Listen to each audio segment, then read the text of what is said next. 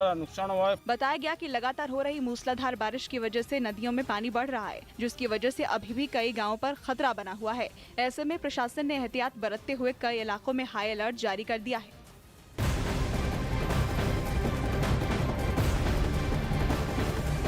और इसी बीच एक बड़ी खबर आपको राजधानी दिल्ली के मुंडका से बता रहे हैं, जहां पर एक लड़की की गला रेत कर हत्या कर दी गई। बड़ी जानकारी इस वक्त की आपको दे रहा है। आरोपी को पुलिस ने दरअसल गिरफ्तार कर लिया है।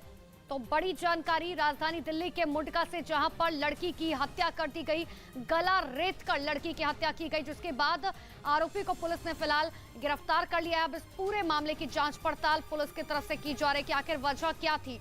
लड़की की गला रेत कर हत्या कर दी गई, लेकिन परिवार में मातम पसरा हुआ है।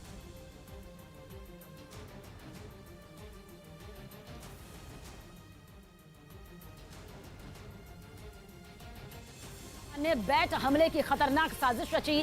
सुरक्षा एजेंसियों के मुताबिक आतंकियों की घुसपैठ कराने और जम्मू कश्मीर को दहलाने के लिए पाकिस्तान ने एक साथ कई जगहों पर हमले की प्लानिंग की है और इसकी जिम्मेदारी पाकिस्तान की खुफिया एजेंसी ISI ने बैट यानी बॉर्डर एक्शन टीम को सौंपी है। सुरक्षा एजेंसियों के मुताबिक आतंकियों को भारत में घुसाने के लिए बैट बॉर्डर के पास वाले इलाकों में एक साथ हमले की तैयारी में है। खासकर नौशेरा सेक्टर पाकिस्तान के निशाने पर है, क्योंकि पिछले 3 दिनों में वहां 2 बार घुसपैठ की कोशिश हो चुकी है। हालांकि हर बार सेना के जवानों की तरफ से आतंकियों को मुंहतोड़ जवाब दिया गया, लेकिन सीमा पार से लगातार हो रही घुसपैठ की इन कोशिश के बाद सेना अलर्ट पर है, क्योंकि ये बात तो साफ है कि पाकिस्तान भारत में दहशत फैलाने के लिए तैयार बैठा है और वो दहशतगर्दों की मदद से बड़े आतंकी हमले को अंजाम देने की फिराक में है। सूत्रों का कहना है कि बॉर्डर से लगने वाले इलाकों पर हमले के लिए पाकिस्तान के रावलपिंडी से SSG यानी स्पेशल सर्विस ग्रुप को खास तौर पर तैयार किया गया है और उस ग्रुप में शामिल आतंकियों को रावलपिंडी के ही मिलिट्री बेस में ट्रेनिंग भी दी गई। दावा किया गया कि ISI ने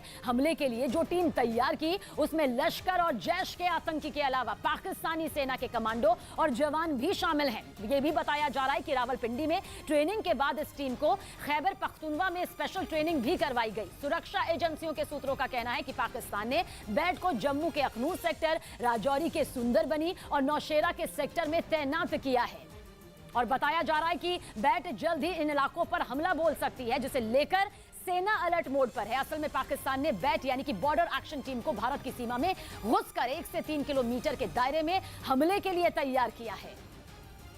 जो रात के अंधेरे में चोरी छिपे भारत की सीमा में दाखिल होकर सेना के जवानों पर हमला करती है। सूत्रों का ये भी कहना है कि 250 से ज्यादा आतंकी हिंदुस्तान में घुसपैठ के लिए तैयार बैठे हैं, जो इस वक्त POK यानी पाकिस्तान के कब्जे वाले कश्मीर में पाकिस्तानी सेना के बंकरों में छिपे हैं। बताया जा रहा है कि इन दहशतगर्दों के लिए खाने पीने के सामान का इंतजाम भी पाकिस्तान की सेना की तरफ से किया जा रहा है। माना जा रहा है कि पाकिस्तान के पूर्व प्रधानमंत्री इमरान खान और सेना प्रमुख बाजवा के बीच जारी विवाद से ध्यान भटकाने के लिए ISI ने भारत को दहलाने की साजिश रची। अवैध खनन पर ED ने बड़ी कार्रवाई की। झारखंड और बिहार में अवैध खनन से जुड़े मामलों में ED ने दिल्ली, NCR और रांची समेत 17 जगहों पर छापेमारी की। दावा किया गया कि रांची में छापे के दौरान आरोपी प्रेम प्रकाश के मकान से 2 AK-47 भी मिली। बताया गया कि पुलिस गिरफ्त में आए झारखंड के मुख्यमंत्री हेमंत सोरेन के करीबी पंकज मिश्रा और दूसरे आरोपियों से मिली जानकारी के बाद ये छापेमारी की गई। प्रेम प्रकाश के मकान से हथियार मिलने की खबर के बाद बीजेपी सांसद निशिकांत दुबे ने इस पूरे मामले की NIA से जांच करवाने की मांग की। महाराष्ट्र के कई इलाके बारिश और बाढ़ की चपेट में हैं, लेकिन इन सब के बीच नासिक के एक इलाके की ऐसी तस्वीर निकलकर सामने आई, जिसको आप भी देखिए। जहां पुल न होने की वजह से लोग जान जोखिम में डालकर नदी पार कर रहे हैं। नासिक के मोराबादी इलाके के लोगों को बारिश के इस मौसम में, जब ये नदी उफान पर है, ऐसे में भी नदी पार करके काम पर जाने को मजबूर है। पुल न होने की वजह से लोगों को सालों से काफी दिक्कतों का सामना करना पड़ रहा है। सब गांव के लोग खेती बाड़ी करते हैं, तो उनको अपने खेत में जाने के लिए भी दिक्कतें और परेशानियों से जूझना पड़ता है। मोराबादी इलाके के करीब 3 गांव के सैकड़ों लोगों को इस नदी को रोजाना पार करना पड़ता है। स्कूली बच्चों को भी जान जोखिम में डालकर पढ़ाई के लिए जाना पड़ता है। खबर है कि जंग की वजह से अमेरिका समेत यूरोप के देशों का बैन झेल रहे पुतिन की मुश्किल को ईरान दूर कर सकता है। कहा जा रहा है कि इसके लिए दोनों देशों के बीच एक प्लान भी तैयार हो चुका है और प्लान ऐसा जिसमें दोनों देशों की चांदी हो जाएगी। माना जा रहा है कि पुतिन ने ईरान के साथ मिलकर बैन को बेअसर करने की रणनीति तैयार कर ली। पुतिन ने ईरान के साथ मिलकर ऐसी योजना तैयार की जो उन्हें प्रतिबंधों की मार से बचा लेगी और दावा किया गया कि पुतिन ने इसकी सारी तैयारी तभी कर ली थी जब वो जंग शुरू होने के बाद पहली बार रूस से बाहर निकले थे। पुतिन ने जुलाई में ईरान की राजधानी तेहरान का दौरा किया था और कहा जा रहा है कि तभी उन्होंने ये तय कर लिया था कि ईरान के साथ मिलकर वो रूस के ऊपर बैन के असर को खत्म कर देंगे, क्योंकि फरवरी में यूक्रेन पर हमले के बाद से ही पश्चिमी देशों ने रूस पर कई कड़े आर्थिक प्रतिबंध लगा रखे हैं, जिसकी वजह से जंग के बीच पुतिन की परेशानियां बढ़ गईं। जैसे जैसे जंग लंबी खिंची, उनकी मुसीबतों में भी इजाफा होता गया। माना जाता है कि पश्चिमी देशों के तेल और गैस न लेने से रूस को बड़ा नुकसान हो रहा है। कहा जा रहा है कि इसीलिए पुतिन ने प्लान बनाया कि वो ईरान के जरिए अपना तेल और गैस दूसरे देशों को भेजेगा। दावा किया गया कि इस प्लान पर काम करने के लिए रूस की सबसे बड़ी एनर्जी कंपनी गजप्रोम के साथ दूसरी और कई कंपनियों के अधिकारी भी तेहरान पहुंचे थे। उनका ये दौरा पुतिन के दौरे के बाद हुआ था। वहीं ईरान के भी कई अधिकारियों ने मॉस्को का दौरा किया था और कहा जाता है कि दोनों देशों में हुई बातचीत के बाद ईरान इस बात के लिए तैयार हो गया कि वो रूस के तेल को बैन के बाद भी दूसरे देशों तक पहुंचाएगा, जबकि रूस उसके देश में परमाणु पावर प्लांट में मदद कर ही रहा है, जिसके लिए अमेरिका से ईरान की तनातनी भी चल रही है। अमेरिका नहीं चाहता कि ईरान परमाणु हथियार बनाए, लेकिन रूस परमाणु तकनीक की मदद के लिए ईरान के साथ खड़ा है और माना जा रहा है कि इसलिए ईरान बैकडोर से रूस का तेल बेचने की तैयारी में जुट गया। दावा किया गया कि इसके लिए ईरान कैस्पियन सागर के उत्तरी पोर्ट से रूस से तेल मंगाएगा और उतना ही तेल अपने टैंकरों में भरकर पर्सियन गल्फ के रास्ते दूसरे देशों को बेच देगा, क्योंकि ईरान के तेल के निर्यात पर किसी तरह का प्रतिबंध नहीं। ऐसे में रूस उसके जरिए यूक्रेन से जंग के दौरान अपनी झोली भर सकता है, यानी पश्चिमी देशों के लगे बैन से बचाने के लिए ईरान रूस का संकट मोचक बन सकता है। एलजी ने दिल्ली में दंगा पीड़ितों को जल्द मुआवजा देने का आदेश दिया। दिल्ली के उपराज्यपाल वीके सक्सेना ने साल 2021 में पूर्वी दिल्ली में हुई हिंसा के मामले पर बड़ा कदम उठाया। इसके तहत उन्होंने हिंसा पीड़ितों के लिए मुआवजे की प्रक्रिया तेज करने के निर्देश दिए। साथ ही मुआवजे के काम के लिए बनाए गए आयोग में 40 और लोगों की नियुक्ति कर दी। सुप्रीम कोर्ट कांग्रेस नेता पी चिदम्बरम की उस पुनर्विचार याचिका पर सुबह सुनवाई करेगी जिसमें उन्होंने ईडी को मिले अधिकारों को चुनौती दी थी।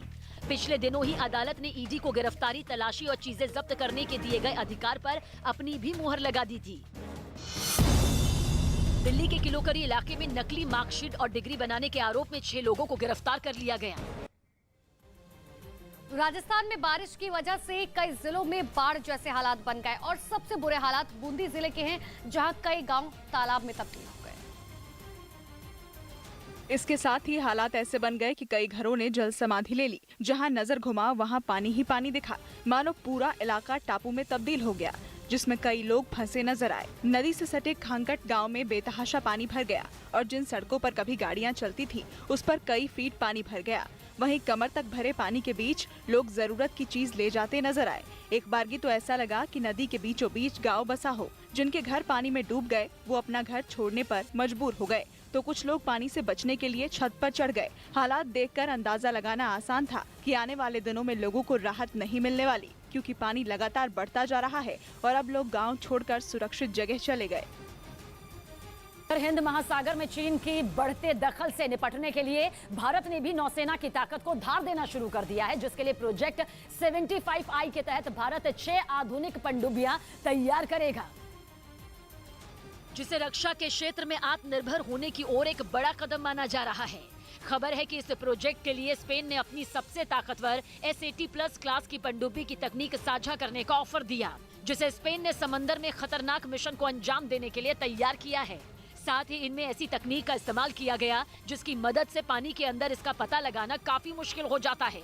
अपनी इसी पनडुब्बी की तकनीक की पेशकश करने जल्द ही स्पेन के प्रधानमंत्री भारत आने वाले हैं और डील पर मुहर लगने के बाद भारत में ही S80+ क्लास की पनडुब्बी को तैयार किया जाएगा। मतलब प्रधानमंत्री नरेंद्र मोदी की मेक इन इंडिया मुहिम कामयाबी का एक और झंडा गाड़ेगी, क्योंकि एक बार स्पेन से तकनीक मिलने के बाद भारत भी उसकी S80+ जैसी खतरनाक पनडुब्बी खुद ही तैयार करना शुरू कर देगा। और स्पेन ने इस क्लास की पहली पनडुब्बी S81 का इसी साल समंदर में परीक्षण शुरू किया है। इस क्लास की पनडुब्बी को AIP यानी एयर इंडिपेंडेंट प्रोपल्शन सिस्टम से लैस किया गया है, जिसकी वजह से पानी के अंदर इसका पता लगाना मुश्किल हो जाता है, क्योंकि AIP सिस्टम लगाने के बाद पनडुब्बी को हफ्ते में सिर्फ एक बार ऑक्सीजन के लिए सतह पर आने की जरूरत पड़ती है। जाती है। ये पनडुब्बी पानी की सतह पर 22 किलोमीटर प्रति घंटे की रफ्तार से चलती है, तो वहीं पानी के अंदर इसकी रफ्तार बढ़कर 35 किलोमीटर प्रति घंटा हो जाती है। और इस क्लास की पनडुब्बी एक बार में करीब 8000 किलोमीटर की रेंज में गश्त लगा लेती है। और साथ ही एक बार में ये पनडुब्बी 30 से 55 दिनों के अंदर पानी में रह सकती है। इस पनडुब्बी का वजन करीब 3200 टन है, जबकि लंबाई का जिक्र करें तो 81 मीटर इसकी लंबाई है। टीएमसी नेता अनुव्रत मंडल को जेल भेजा गया। गौ तस्करी मामले में घिरे टीएमसी नेता अनुव्रत मंडल को आसनसोल की अदालत ने 14 दिनों की न्यायिक हिरासत में भेज दिया। पश्चिम बंगाल के शिक्षक भर्ती मामले में सीबीआई ने सिलीगुड़ी समेत कई जगहों पर छापेमारी की। आईसीसी की ताजा वनडे रैंकिंग में शुभमन गिल 45 स्थान की छलांग लगाकर 38वें नंबर पर पहुंच गए। जिम्बाब्वे के खिलाफ 3 मैचों की वनडे सीरीज में शानदार प्रदर्शन करने वाले शुभमन को मैन ऑफ द सीरीज भी चुना गया। तो वहीं राजस्थान के धौलपुर से भी इसी तरीके की तस्वीरें सामने आई, जहां भारी बारिश की वजह से आई बाढ़ में फंसे कई लोगों को रेस्क्यू किया गया। और इसी बीच धौलपुर के एक इलाके में बाढ़ में फंसे लोगों को सेना के जवानों ने रेस्क्यू ऑपरेशन चलाकर सुरक्षित बाहर निकाला। इस रेस्क्यू ऑपरेशन का जो वीडियो सामने आया उसमें सेना के जवान बाढ़ में फंसे लोगों को नाव में बैठाकर सुरक्षित जगह पर पहुंचाते दिखे। बताया गया कि कोटा बैराज से पानी छोड़ने से चंबल नदी का जलस्तर बढ़ गया, जिसकी वजह से धौलपुर के कई इलाकों में पानी भर गया, जिससे लोगों को अपना घर तक छोड़ना पड़ा। छत्तीसगढ़ की राजधानी रायपुर में बेरोजगारी के खिलाफ भारतीय जनता युवा मोर्चा के कार्यकर्ता सड़कों पर उतर आए, जिनकी अगुवाई संगठन के राष्ट्रीय अध्यक्ष तेजस्वी सूर्या ने की। और तेजस्वी की अगुवाई में प्रदेश भर से जुटे कार्यकर्ता बेरोजगारी के मुद्दे पर सरकार को घेरने सीएम आवास की तरफ निकल पड़े, जिन्हें रोकने के लिए रायपुर की सड़कों को पुलिस ने छावनी में तब्दील कर दिया। वहां लोहे के बड़े बड़े बैरिकेड्स लगाने के साथ ही टिन शेड की एक दीवार खड़ी की गई, लेकिन जोश से लबरेज कार्यकर्ताओं ने बैरिकेड्स पर चढ़कर टिन शेड की दीवार को गिरा दिया। इसके बाद वो लोग आगे बढ़े और लोहे के बैरिकेड्स को भी तहस नहस कर दिया। बीजेपी ने आरोप लगाया कि भूपेश बघेल सरकार ने 10 लाख युवाओं को रोजगार देने के साथ ही बेरोजगारों को हर महीने 2500 रुपए भत्ता देने का वादा किया था, जिसे पूरा न करने पर ये प्रदर्शन हुआ। कुर्सी खाली करो, जनता आ चुकी है। छत्तीसगढ़ सरकार के खिलाफ बीजेपी के इस प्रदर्शन में हजारों कार्यकर्ता शामिल हुए, जिन्हें रोकने के लिए पुलिस ने एड़ी चोटी का जोर लगाया। लेकिन जब भीड़ काबू से बाहर नजर आई तो उन पर जबरदस्त लाठीचार्ज भी किया गया, जिसमें कई कार्यकर्ताओं को चोट भी आई। सिसोदिया मामले में घमासान के बीच दिल्ली विधानसभा का विशेष सत्र होगा। शुक्रवार को दिल्ली विधानसभा का एक दिन का विशेष सत्र बुलाया गया। इससे पहले आम आदमी पार्टी के राजनीतिक मामलों की समिति की एक बैठक हुई, जिसमें मनीष सिसोदिया और दूसरे विधायकों को तोड़ने की कोशिश का आरोप लगाते हुए निंदा प्रस्ताव पास किया गया। दिल्ली के डिप्टी सीएम मनीष सिसोदिया और पंजाब के सीएम भगवंत मान सुबह हिमाचल प्रदेश के दौरे पर जाएंगे, जहां वो ऊना में कुछ बड़े ऐलान कर सकते हैं। शनिवार से शुरू होने वाले एशिया कप के लिए वीवीएस लक्ष्मण को टीम इंडिया का मुख्य कोच बनाया गया। वो कोरोना की चपेट में आए राहुल द्रविड़ की जगह टीम की कमान संभालेंगे। मध्य प्रदेश में भी लगातार हो रही भारी बारिश के बाद नदियों में उफान है। मुरैना में भी चंबल नदी अपना रौद्र रूप दिखा रही है। चंबल के गुस्से का अंदाजा इसी बात से लगाया जा सकता है कि चिन्नौनी, सबलगढ़, अंबाह, पोरसा, जौरा विकास खंड के 100 से ज्यादा गांव जलमग्न हो गए हैं। आलम यह है कि गांवों में हर तरफ सिर्फ पानी ही पानी दिख रहा है। लोगों को सुरक्षित जगह पर पहुंचाने के लिए प्रशासन और एनडीआरएफ की टीम रेस्क्यू में जुटी है। मुरैना में बाढ़ की स्थिति को देखते हुए सीएम शिवराज सिंह चौहान ने मोर्चा संभाल लिया है। आनन फानन में सीएम शिवराज मुरैना पहुंचे और लोगों को हर संभव मदद का भरोसा दिया। अनाज का, कपड़े लत्ते, बर्तन का नुकसान होता है तो उसकी भी सर्वे करके, क्षति का आकलन करके जनता की सहायता करेंगे। चंबल के गुस्से का सामना सिर्फ मुरैना की ही जनता नहीं कर रही है, बल्कि भिंड और श्योपुर जिले में भी चंबल नदी ने तांडव मचाया हुआ है। खबर है कि लीबिया ने दुनिया के सबसे खतरनाक माने जाने वाले MQ-9 रीपर ड्रोन को मिसाइल हमले में मार गिराया। अमेरिका का ये वो ड्रोन है जिसकी मदद से उसने 31 जुलाई को अलकायदा के सरगना अल जवाहिरी को ढेर करने का दावा किया था। और अब खबर है कि लीबिया ने अमेरिका के उसी MQ-9 रीपर ड्रोन को आसमान में ढेर कर दिया। लीबिया का आरोप है कि अमेरिका का ये ड्रोन बिना इजाजत उसकी हवाई सीमा में गश्त लगा रहा था, जिसके बाद उसे बेंगाजी हवाई अड्डे के पास जमीन से हवा में मार करने वाली एक मिसाइल से तबाह कर दिया गया। लीबिया की तरफ से इसका एक वीडियो भी जारी किया गया, जिसमें आसमान से एक ड्रोन जमीन पर तेजी से गिरता दिखाई दिया। इस दौरान उससे काले धुएं का गुब्बार निकलता नजर आया। चंद सेकंड के अंदर ही वो ड्रोन जमीन पर आ गिरा और जमीन से टकराते ही उसमें भीषण आग लग गई और थोड़ी ही देर में वो जलकर राख हो गया। लीबिया का दावा है कि अमेरिका का ये ड्रोन इटली के एक मिलिट्री बेस पर तैनात था, जो पिछले कुछ दिनों से लीबिया के आसमान में चक्कर काट रहा था। और इसी वजह से अमेरिका के इस MQ-9 रीपर ड्रोन को उड़ा दिया गया। हालांकि अमेरिका के अलावा ब्रिटेन, नीदरलैंड, स्पेन, फ्रांस और इटली इस ड्रोन का इस्तेमाल कर रहे हैं, लेकिन ये ड्रोन आतंक के खिलाफ अभियान में अमेरिका के लिए ब्रह्मास्त्र साबित हुआ। करीब 1 महीने पहले ही अमेरिका ने इसी ड्रोन की मदद से अपने सबसे बड़े दुश्मन और अलकायदा के सरगना अल जवाहिरी को काबुल में ढेर करने का दावा किया था। क्योंकि दुश्मनों का काल माने जाने वाला ये ड्रोन पलक झपकते ही सटीक निशाना लगाकर टारगेट को तबाह कर देता है। साथ ही ये उस स्टेल्थ तकनीक से लैस है, जिसके इस्तेमाल से आधुनिक रडार और एयर डिफेंस सिस्टम चकमा खा जाते हैं। मतलब ये कि दुश्मन के संभलने से पहले ही अमेरिका का ये MQ-9 रीपर ड्रोन अपने टारगेट को ध्वस्त कर चुका होता है, क्योंकि ये ड्रोन सटीक हमले के साथ ही दुश्मन के ठिकानों की जासूसी और उनकी हरकतों पर नजर रखने में भी माहिर माना जाता है। इस ड्रोन पर 14 लेजर गाइडेड मिसाइलें तैनात की जा सकती हैं और साथ ही MQ-9 रीपर ड्रोन दुश्मन से नजर बचाकर करीब 50,000 फीट की ऊंचाई पर उड़ान भरने की क्षमता रखता है। ये ड्रोन एक बार में करीब 27 घंटे तक उड़ान भर सकता है और करीब 1800 किलोमीटर की दूरी तय कर लेता है। यही नहीं, तेज हवाओं के बीच भी ये ड्रोन करीब 1700 किलो वजन उठाकर उड़ान भरने की ताकत रखता है। एक बार फिर से देश का माहौल खराब करने की नापाक कोशिश पाकिस्तान की तरफ से की गई, जब 3 आतंकवादियों ने LOC पार करने की कोशिश की। हालांकि सुरक्षा बलों ने आतंकियों के मंसूबों पर पानी फेर दिया। कश्मीर के नौशेरा सेक्टर में सेना के जवानों की नजर 3 संदिग्धों पर पड़ी, जो LOC के पास लाम इलाके से देश में घुसपैठ की कोशिश में थे। इस दौरान सेना के जवानों ने जब संदिग्धों को रुकने के लिए कहा, तो आतंकियों ने जवानों पर फायरिंग शुरू कर दी, जिसके बाद सेना की तरफ से भी फायरिंग की गई, जिसके बाद तीनों आतंकी भागने लगे। इसी दौरान LOC के पास सेना की तरफ से लगाए गए माइंस पर 2 आतंकियों का पैर पड़ गया और जैसे ही माइंस पर पैर पड़ा, दोनों आतंकियों के परखच्चे उड़ गए, जिसके बाद सेना की तरफ से इलाके में सर्च ऑपरेशन चलाया गया और तीसरे आतंकी को सेना के जवानों ने पकड़ लिया, जिसने पूछताछ में खुलासा किया कि वो अलग अलग जगह धमाके करने के लिए देश में दाखिल होना चाह रहे थे। देश भर में टोमेटो फ्लू के बढ़ते मरीजों को देखते हुए केंद्र सरकार ने इस बीमारी से बचने के लिए कुछ दिशा निर्देश जारी कर दिए। देश के अलग अलग राज्यों से 100 से ज्यादा लोग इसकी चपेट में आ चुके हैं और इस फ्लू के फैलने का खतरा बरकरार है, जिस वजह से लोगों की टेंशन बढ़ गई। अभी तक कोरोना वायरस से छुटकारा नहीं मिल पाया। ऐसे में टोमेटो फ्लू की दस्तक ने लोगों को डरा कर रख दिया। हालांकि कहा जा रहा है कि ये कोरोना जितनी खतरनाक नहीं। इस फ्लू की चपेट में आने से शरीर पर फफोले पड़ जाते हैं, जो बाद में बड़े होकर लाल हो जाते हैं और टमाटर जैसा आकार ले लेते हैं। इसलिए इस बीमारी का नाम टोमेटो फ्लू रखा गया।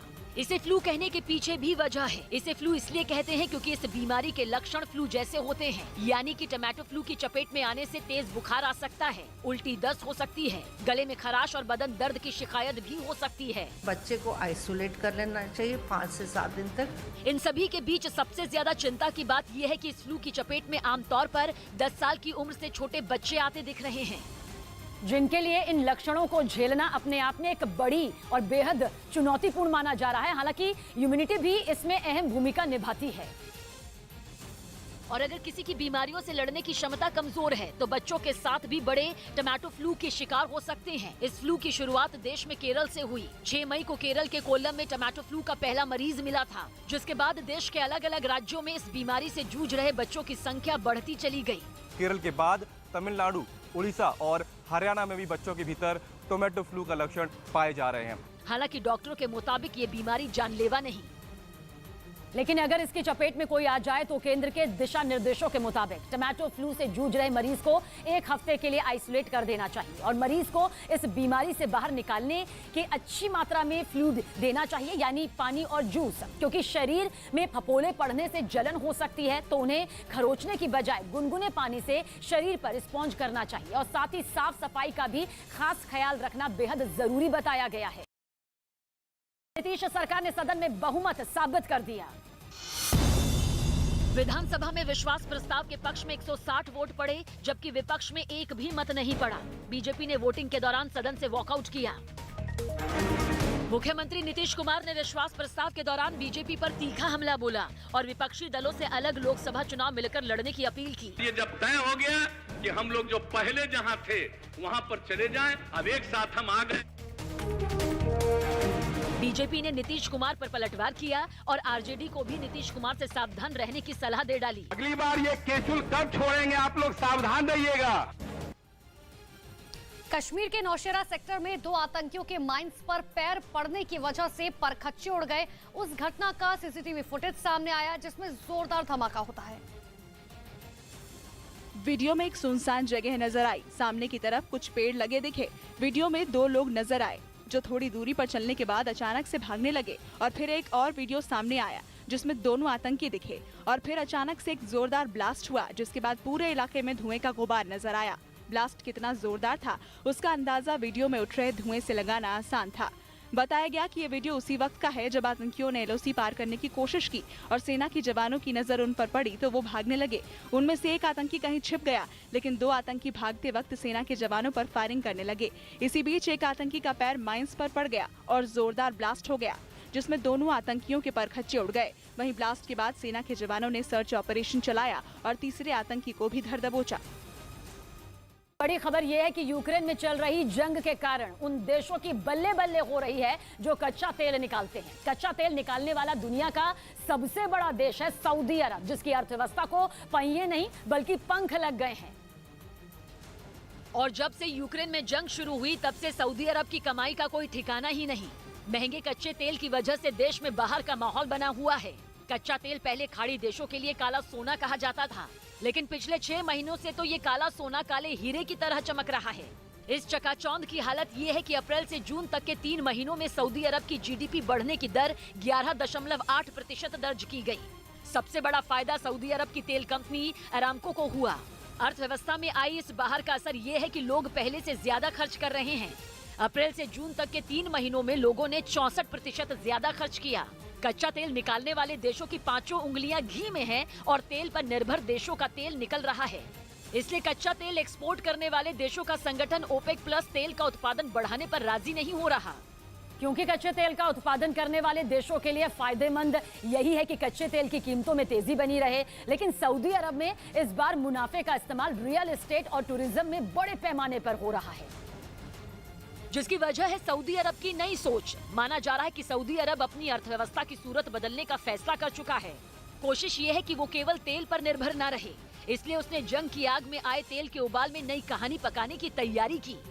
एक तरफ रियल एस्टेट सेक्टर ऊंची उड़ान भरता दिखाई दे रहा है, वहीं दूसरी तरफ टूरिज्म को पैसा कमाने का बड़ा धंधा बनाने की तैयारी है।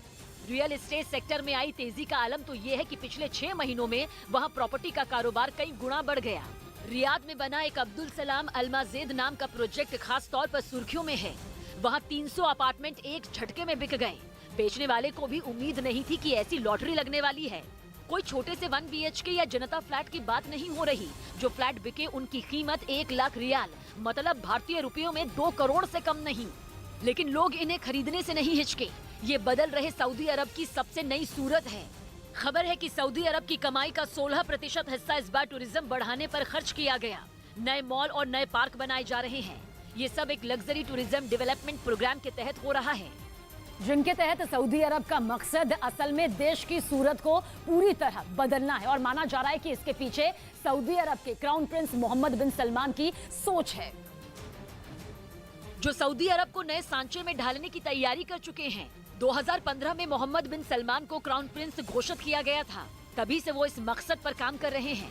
कुछ साल पहले तक सऊदी अरब में महिलाओं और पुरुषों के साथ घूमने पर प्रतिबंध था, लेकिन वो बैन हटा दिया गया। एंटरटेनमेंट के कई माध्यम ऐसे थे जिन पर सऊदी अरब में बैन लगा हुआ था, लेकिन धीरे धीरे वो सारे बैन लगभग खत्म कर दिए गए। पहले तो प्रॉपर्टी खरीदने या बेचने में भी महिलाएं शामिल नहीं हो सकती थी। नियम ये था कि अगर कोई महिला किसी प्रॉपर्टी को खरीदे तो साथ में उसका पति या भाई होना जरूरी है। लेकिन अब महिलाओं को प्रॉपर्टी के खरीद बेच में भी आजादी दी गई। मतलब ये कि मोहम्मद बिन सलमान एक नया सऊदी अरब बनाने की कोशिश में हैं, जिसमें महिलाओं को पुरुषों के बराबर अधिकार मिले।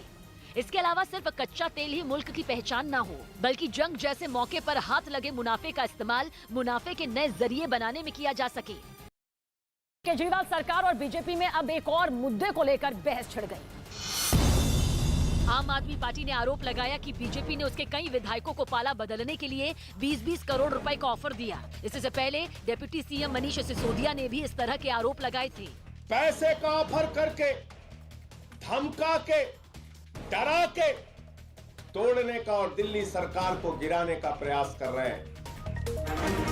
बीजेपी ने आम आदमी पार्टी पर पलटवार किया और शराब नीति के मुद्दे से ध्यान भटकाने के लिए विधायकों की खरीद फरोख्त के मामले को हवा देने का आरोप लगाया। इस बात का अभी तक उन्होंने जवाब नहीं दिया कि उन्होंने नई शराब नीति बनाई और उसके बाद वापस क्यों लिया। कांग्रेस ने भी आम आदमी पार्टी से पूछा कि वो पैसों का ऑफर देने वाले लोगों के नाम सार्वजनिक करे। कश्मीर में एलओसी के पास जिस आतंकी को सेना ने पकड़ा है उससे फिलहाल पूछताछ की गई, जिसमें गिरफ्तार आतंकी ने कई खुलासे किए। कश्मीर में पाकिस्तान परस्त आतंकियों के मंसूबे सेना ने नाकाम कर दिए। 2 आतंकियों की मौत हो गई तो वहीं तीसरे आतंकी को सेना ने पकड़ लिया, जो ब्लास्ट में घायल हो गया था, जिसे आनंद फानंद में अस्पताल में भर्ती कराया गया। तो वहीं उसके पास से मिले सामान से पता चला कि उसका नाम तबरीक हुसैन है और वो पीओके के स्वासकोट का रहने वाला है। वहीं आतंकियों के पास से एक राइफल, 2 मैगजीन और पाकिस्तानी करेंसी बरामद हुई। किसने भेजा था? यूनुस ने। चौधरी यूनुस ने। वो कौन है? चौधरी यूनुस कौन है? चौधरी यूनुस कौन है? आमिर। वहीं आतंकी तबरीक हुसैन ने खुलासा किया कि पाकिस्तान की खुफिया एजेंसी आईएसआई के लिए वो काम करता है और आईएसआई के कर्नल यूनुस चौधरी ने उसे एक बड़ा टास्क दिया था, जिसमें तबरीक हुसैन को एलओसी पर भारतीय सेना के पोस्ट की रैकी करनी थी और वो 3 पोस्ट की रैकी कर भी चुका था, जिसके बदले उसे 30,000 रुपए मिले थे। वहीं एक पोस्ट पर फिदायीन हमला भी करना था। उत्तर प्रदेश के बागपत में खतरनाक सांपों के तांडव से लोग खौफजदा हो गए, लेकिन लोग उस वक्त दहशत में आ गए जब एक घर से चारपाई पर घूमते सांप का सीसीटीवी वीडियो सामने आया, जिसमें सांप चारपाई पर सो रहे आदमी के पैरों के पास से गुजरता दिखाई दिया। सामने आए वीडियो में सांप एक चारपाई से धीरे धीरे रेंगते हुए दूसरी चारपाई पर सो रहे आदमी की तरफ जाता नजर आया। गहरी नींद में सोए उस आदमी के ऊपर से रेंगते हुए सांप उसके बगल में पहुंच गया, पर तभी अचानक उसकी नींद खुल गई और वो झटके से उठ खड़ा हुआ। लेकिन गनीमत रही कि उस दौरान सांप ने उसे नहीं डसा। जब इस घटना का सीसीटीवी वीडियो सामने आया तब लोग हैरान रह गए। रात में चारपाई पर रेंगते सांप का वीडियो देखकर लोग ऐसे खौफ में आए कि उन्होंने खुद को घरों में कैद कर लिया। गाँव में पूरा दहशत का माहौल है, आदमी घर से बाहर नहीं निकलता, लग रहा है। जानकारी के मुताबिक जहरीले सांपों ने अब तक 4 लोगों को काटा, जिनमें से एक की मौत हो गई। बागपत के टोहडी गांव में सांपों का खौफ कितना ज्यादा है, इसका अंदाजा इस बात से लगाया जा सकता है कि सांपों से बचने के उपाय के लिए लोग पंचायत बुलाकर समाधान खोज रहे हैं। पाकिस्तान के बलूचिस्तान में भारी बारिश की वजह से कुछ इलाकों में बाढ़ आ गई। बीते 24 घंटे से लगातार हो रही बारिश से कई इलाकों में पानी भर गया, जिसकी वजह से लोगों की मुश्किलें बढ़ गई। सामने आए वीडियो में कुछ लोग नदी के तेज बहाव के बीच फंसे दिखाई दिए, जिन्हें राहत बचाव की टीम ने रेस्क्यू ऑपरेशन चलाकर सुरक्षित बाहर निकाला। वहीं एक दूसरे इलाके से आए वीडियो में जोरदार बारिश के बाद नदियों में आए उफान से कई जगहों पर पुल टूट गए, जबकि सड़कें पानी में बह गई, जिसकी वजह से सड़कों पर लंबा जाम लग गया। स्पेशली जो है रेस्क्यू और जो रिलीफ की एक्टिविटीज उनमें जो है ना मसरूफ है। बताया गया कि बाढ़ और बारिश की वजह से हुए हादसों में अब तक वहां 230 लोगों की मौत हो गई, जबकि 26,000 से ज्यादा घरों को नुकसान पहुंचा। हालांकि बारिश और बाढ़ के बीच रेस्क्यू की टीमें लगातार हेलीकॉप्टर से मदद पहुंचाने में जुटी हैं, लेकिन बाढ़ की ये आफत अभी थमने वाली नहीं है, क्योंकि मौसम विभाग ने अगले 3 दिनों के लिए जोरदार बारिश का अलर्ट जारी किया है।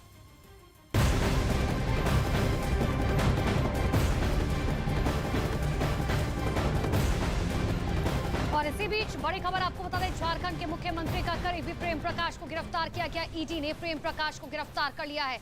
कल छापेमारी के दौरान प्रेम प्रकाश के घर से 2 AK-47 बरामद की गई थी। बड़ी जानकारी इस वक्त की आपको दे रहे हैं।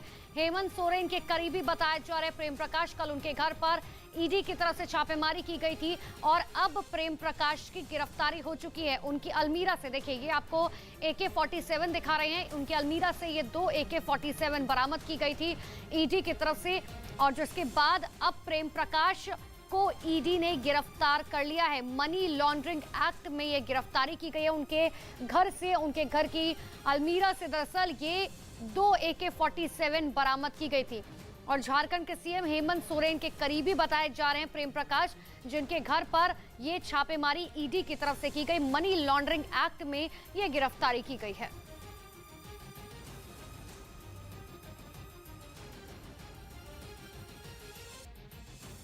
ताइवान को लगातार धमका रहे चीन ने अब अपने एक और ताकतवर हथियार को मैदान में उतार दिया। चीन पहली बार लंबी दूरी के ऑपरेशन में काम आने वाले विमान को दुनिया के सामने ले आया और उसने हवा में फाइटर जेट में ईंधन भरने वाले YU-20 विमान की ताकत लोगों को दिखाई।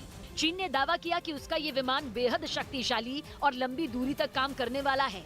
ऐसे में माना जा रहा है कि चीन जंग की तैयारी में कोई कोर कसर नहीं छोड़ रहा। यानी अगर जंग छिड़ी और उसके लड़ाकू विमानों को लंबे वक्त तक आसमान में रहना पड़ा तो उनमें ईंधन भरने के लिए चीन ने पहले से ही तैयारी कर ली और अपने ईंधन भरने वाले YU-20 विमान को दुनिया के सामने लाने के लिए चीन ने एक वीडियो भी जारी किया।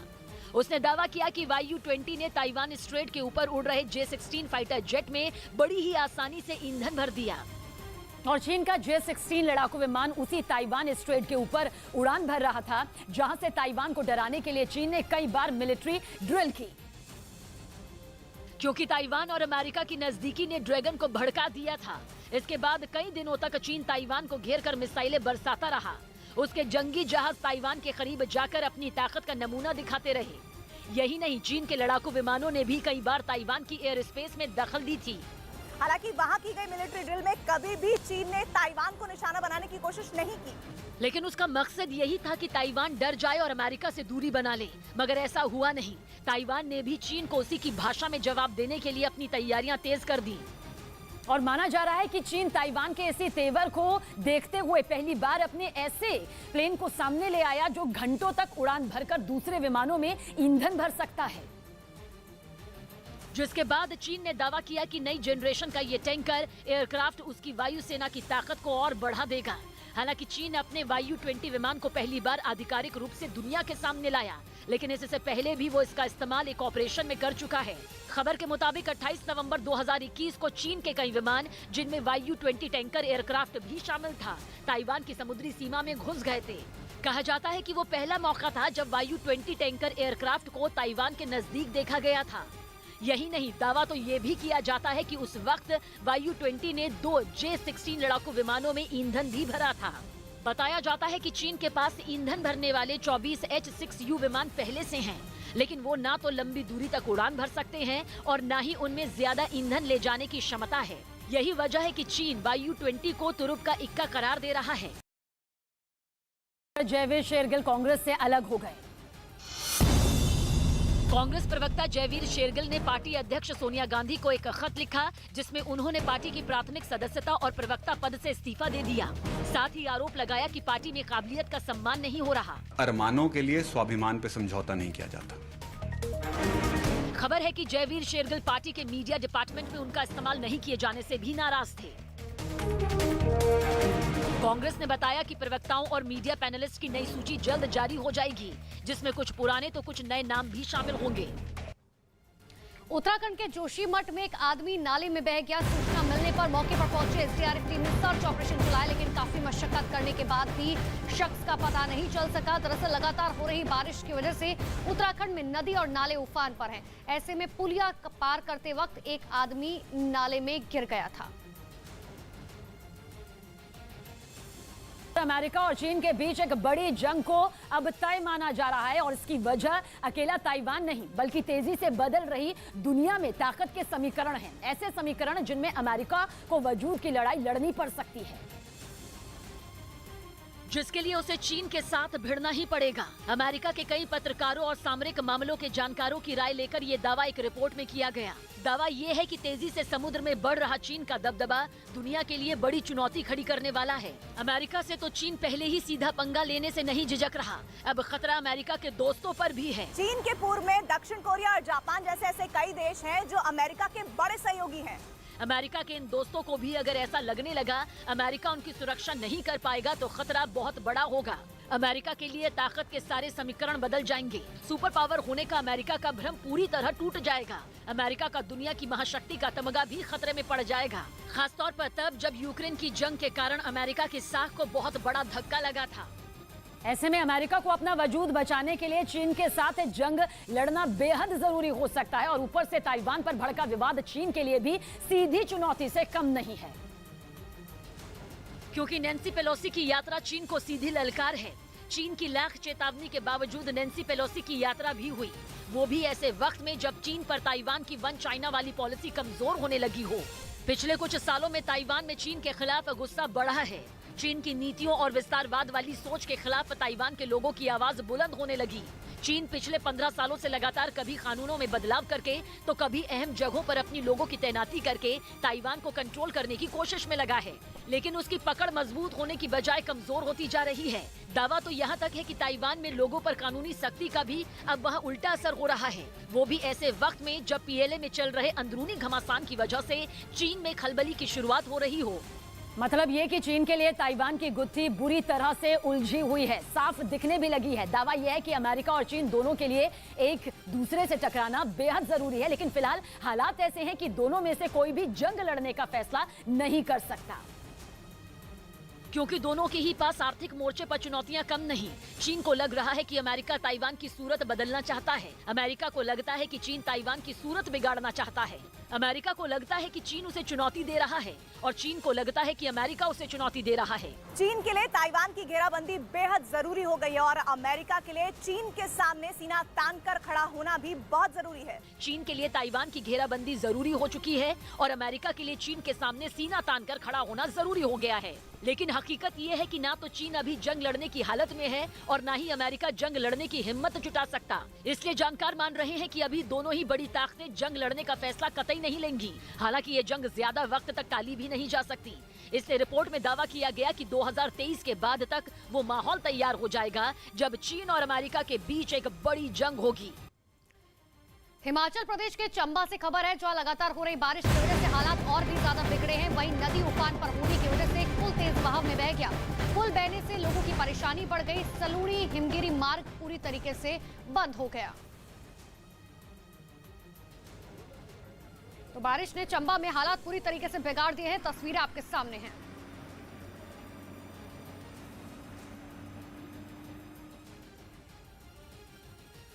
तो बीजेपी विधायक टी राजा सिंह के विवादित बयान पर तनाव बढ़ता जा रहा है। देर रात हैदराबाद में शालीबंद के पुराने शहर में राजा सिंह के खिलाफ लोगों की भीड़ जुट गई। लोगों ने नारों के साथ आगजनी की, जिसके बाद प्रदर्शनकारियों को खदेड़ने के लिए पुलिस ने लाठीचार्ज किया।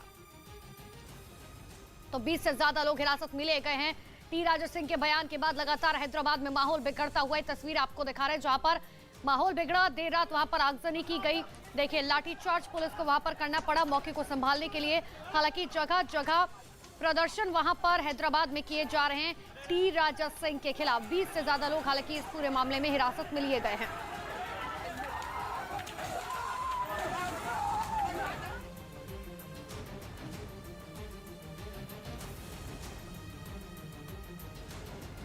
खबर है कि ताइवान को लेकर बढ़ रहा लगातार तनाव ऑस्ट्रेलिया की टेंशन यहां पर बढ़ा रहा है। ऑस्ट्रेलिया की टेंशन की एक नहीं बल्कि कई वजह है। दावा यह है कि अगर दक्षिणी चीन सागर में तनाव बढ़ा तो ऑस्ट्रेलिया का हाल भी यूरोप वाला होगा। यानी जैसे यूरोप तेल से लेकर गैस तक के संकट से जूझ रहा है, ऑस्ट्रेलिया की हालत भी वैसी ही होगी। जैसे यूरोप में खाने से लेकर कपड़ों तक हर चीज के दाम आसमान छू रहे हैं, ऑस्ट्रेलिया में भी उसी तरह महंगाई आग लगा सकती है। जैसे यूरोप के आसपास समुद्री रास्ते बंद होने की वजह से उद्योग धंधे ठप पड़ गए, कुछ ऐसा ही हाल ऑस्ट्रेलिया का भी हो सकता है। जैसे यूरोप में तेल और गैस की किल्लत ने बड़ी बड़ी ताकतों को घुटने पर ला दिया, उसी तरह ऑस्ट्रेलिया को भी संकट का ट्रेलर दिखना शुरू हो गया है। इसलिए जैसे जैसे दक्षिणी चीन सागर में टेंशन बढ़ रही है, ताइवान और अमेरिका से ज्यादा ऑस्ट्रेलिया की सांसें ऊपर नीचे होने लगी हैं। दक्षिणी चीन सागर में जैसे जैसे जंगी जहाजों का बेड़ा बढ़ रहा है, ऑस्ट्रेलिया पर बहुत बड़े संकट के बादल मंडराने लगे हैं। सबसे बड़ी बात यह है कि ऑस्ट्रेलिया अपने संकट का किसी से जिक्र तक नहीं कर सकता, क्योंकि ऑस्ट्रेलिया दक्षिणी चीन सागर में बनाए गए उसी क्वाड का हिस्सा है जिसका मकसद ही चीन से मुकाबला है। और चीन से मुकाबले की ही सबसे बड़ी कीमत अब ऑस्ट्रेलिया को चुकानी पड़ सकती है, क्योंकि ऑस्ट्रेलिया तेल के लिए भारत से भी ज्यादा इंपोर्ट पर निर्भर है। वहां तो करीब 90% तेल इंपोर्ट किया जाता है।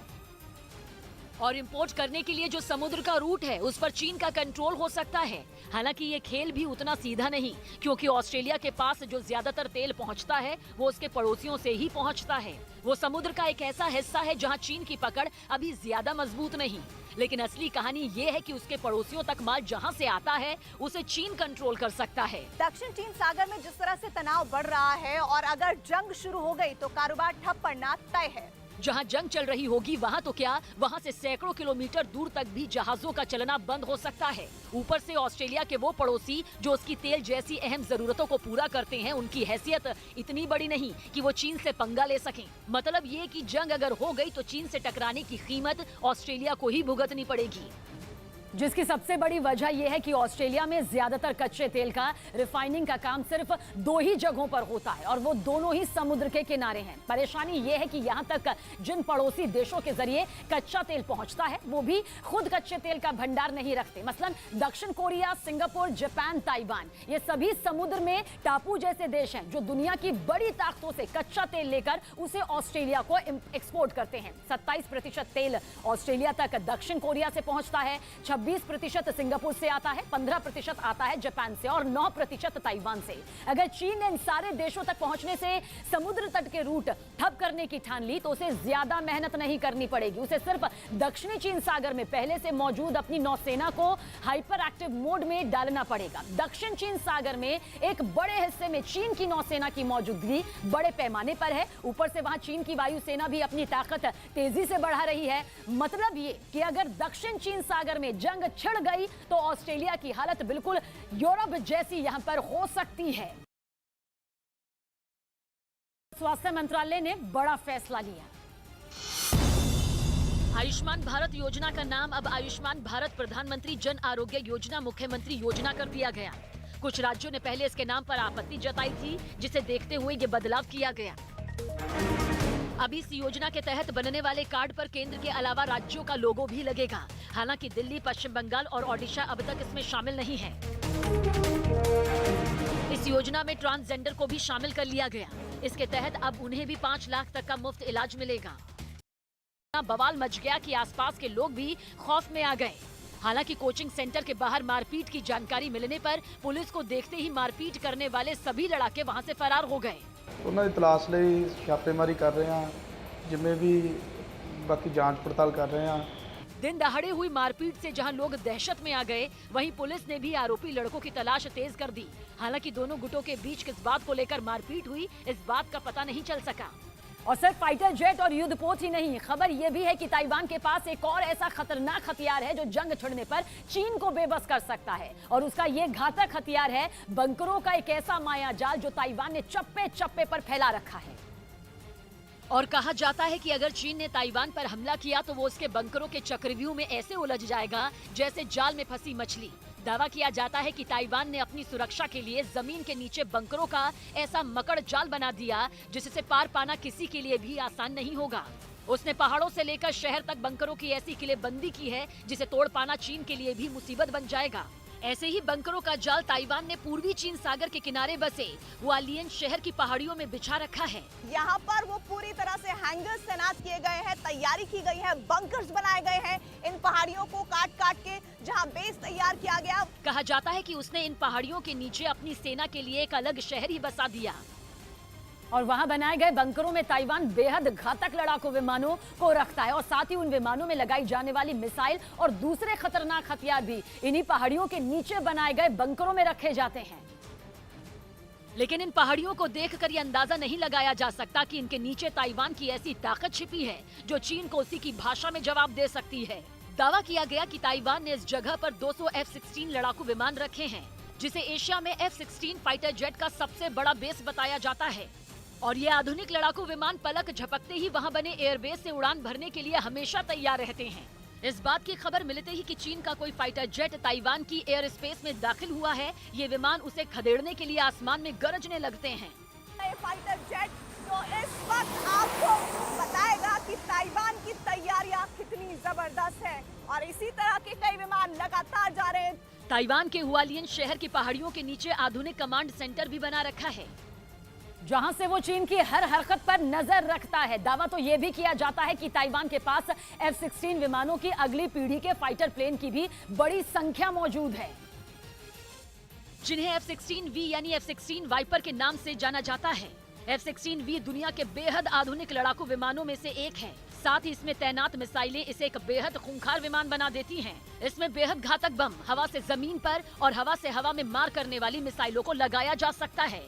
यही नहीं, इस विमान में ऐसे रडार लगे होते हैं जो एक साथ कई टारगेट को पकड़ सकते हैं। बड़ी संख्या में अमेरिका से लिए गए हथियार और साथ ही साथ बॉम्बर, इसके अलावा मिसाइल्स को लेकर कहा जा रहा है कि ये एयरबेस बहुत महत्वपूर्ण हो जाता है। ऐसे तो दुनिया के 25 देशों की सेनाओं के पास F-16 लड़ाकू विमान है, लेकिन वाइपर इसका सबसे एडवांस वर्जन है और ताइवान ने अमेरिका से कुल 66 F-16V फाइटर जेट खरीदे हैं, जिसने ताइवान की सेना की ताकत को कई गुना बढ़ा दिया। लेकिन चीन को सबक सिखाने के लिए ताइवान की तैयारी सिर्फ हुआलियन शहर की पहाड़ियों तक ही सीमित नहीं, बल्कि उसने राजधानी ताइपे में भी ऐसी तैयारी कर रखी है कि ड्रैगन के होश फाख्ता हो जाएं।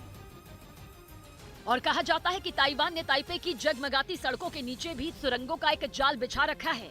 दावा किया गया कि शहर के नीचे बने सैकड़ों बंकर में जंग के दौरान लोगों को लंबे वक्त तक पूरी हिफाजत से रखा जा सकता है। यही नहीं, ताइवान की राजधानी की जमीन के नीचे सरकार और सेना के कामकाज के लिए भी कई कमांड सेंटर बनाए गए हैं, ताकि हमला होने के हालात में दुश्मन से निपटने की रणनीति बनाने में किसी तरह की कोई बाधा न आए। इस बीच ताइवान को लगातार धमका रहे चीन ने अब अपने एक और ताकतवर हथियार को मैदान।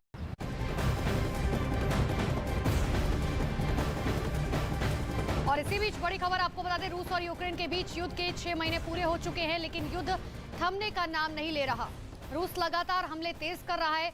रूस ने यूक्रेन के दनीप्रोपेट्रोव्स्क इलाके में रेलवे स्टेशन को निशाना बनाकर मिसाइल से हमला किया। इस हमले में 22 लोगों की मौत की खबर है। इतना ही नहीं, 50 लोग घायल बताया जा रहा है। खुद यूक्रेन के राष्ट्रपति व्लादिमीर ज़ेलेंस्की ने इस हमले के बारे में जानकारी दी।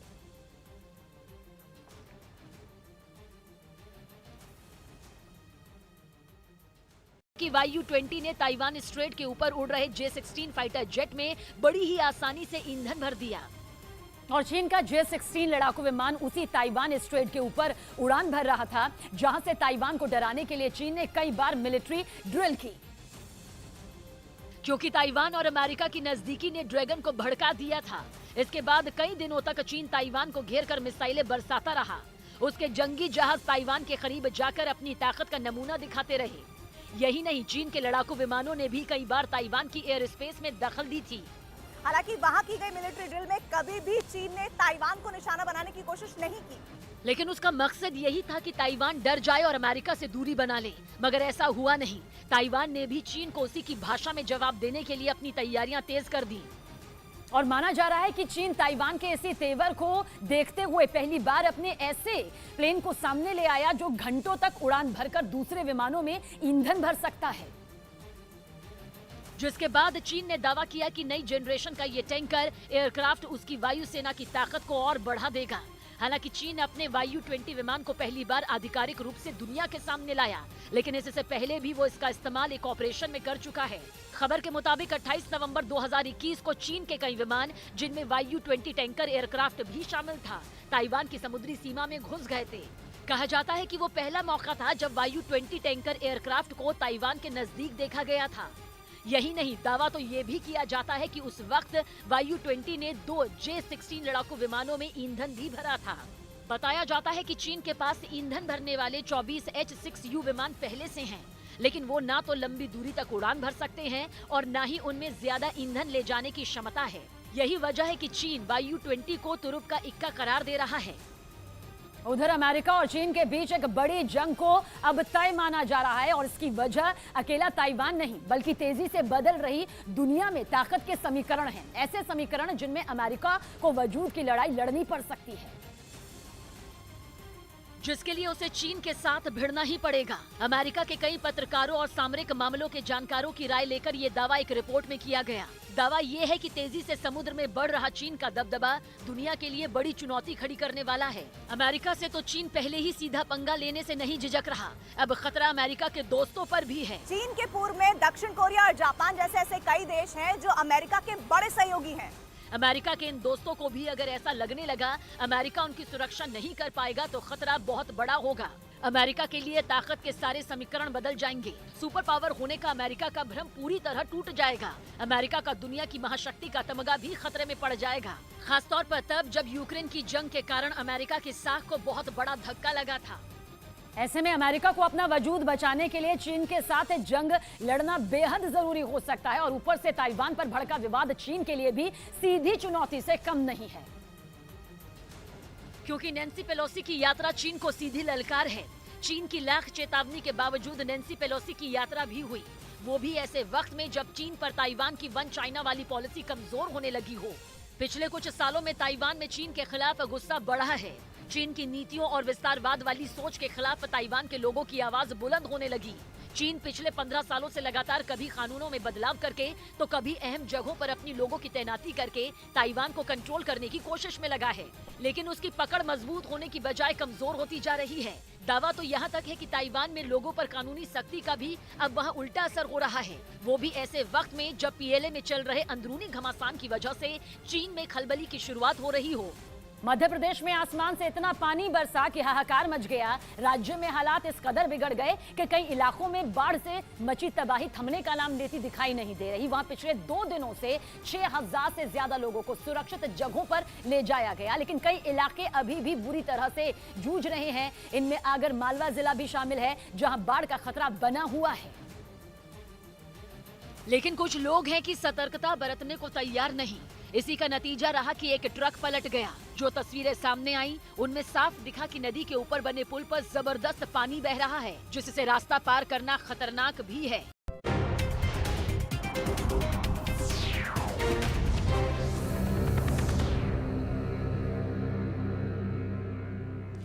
जम्मू कश्मीर में बीएसएफ ने सरहद पार से घुसपैठ की कोशिश को नाकाम किया। सांबा सेक्टर में बीएसएफ की फायरिंग में घुसपैठिया घायल हुआ। सुरक्षा बलों ने 8 किलो हेरोइन भी बरामद किया है। बीएसएफ की फायरिंग के बाद घुसपैठिया वापस पाकिस्तान भाग गया। तो घायल घुसपैठिया वापस पाकिस्तान भाग गया। हालांकि 8 किलो हेरोइन इस शख्स से बरामद किया गया। सांबा में ड्रग्स बेचने की कोशिश, बीएसएफ ने 8 किलो ड्रग्स बरामद किए। तो एलओसी पर पाकिस्तान की ये बड़ी साजिश को नाकाम किया गया। देखिए तस्वीर आपको दिखा रहे हैं। 8 किलो ये हेरोइन बताई जा रही है, जिसे बीएसएफ ने बरामद कर लिया।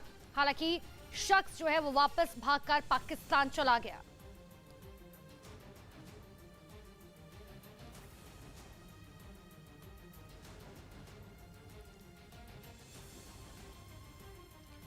पीएम नरेंद्र मोदी की पंजाब दौरे के वक्त सुरक्षा में चूक मामले में आज सुप्रीम कोर्ट आदेश सुनाएगा। दरअसल इसी साल जनवरी में पंजाब दौरे पर जब पीएम मोदी गए थे, उस वक्त करीब 20 मिनट तक पीएम मोदी का काफिला रुका रहा। सुरक्षा में चूक मामले में जांच के लिए जस्टिस इंदु मल्होत्रा के नेतृत्व में जांच समिति गठित की गई थी।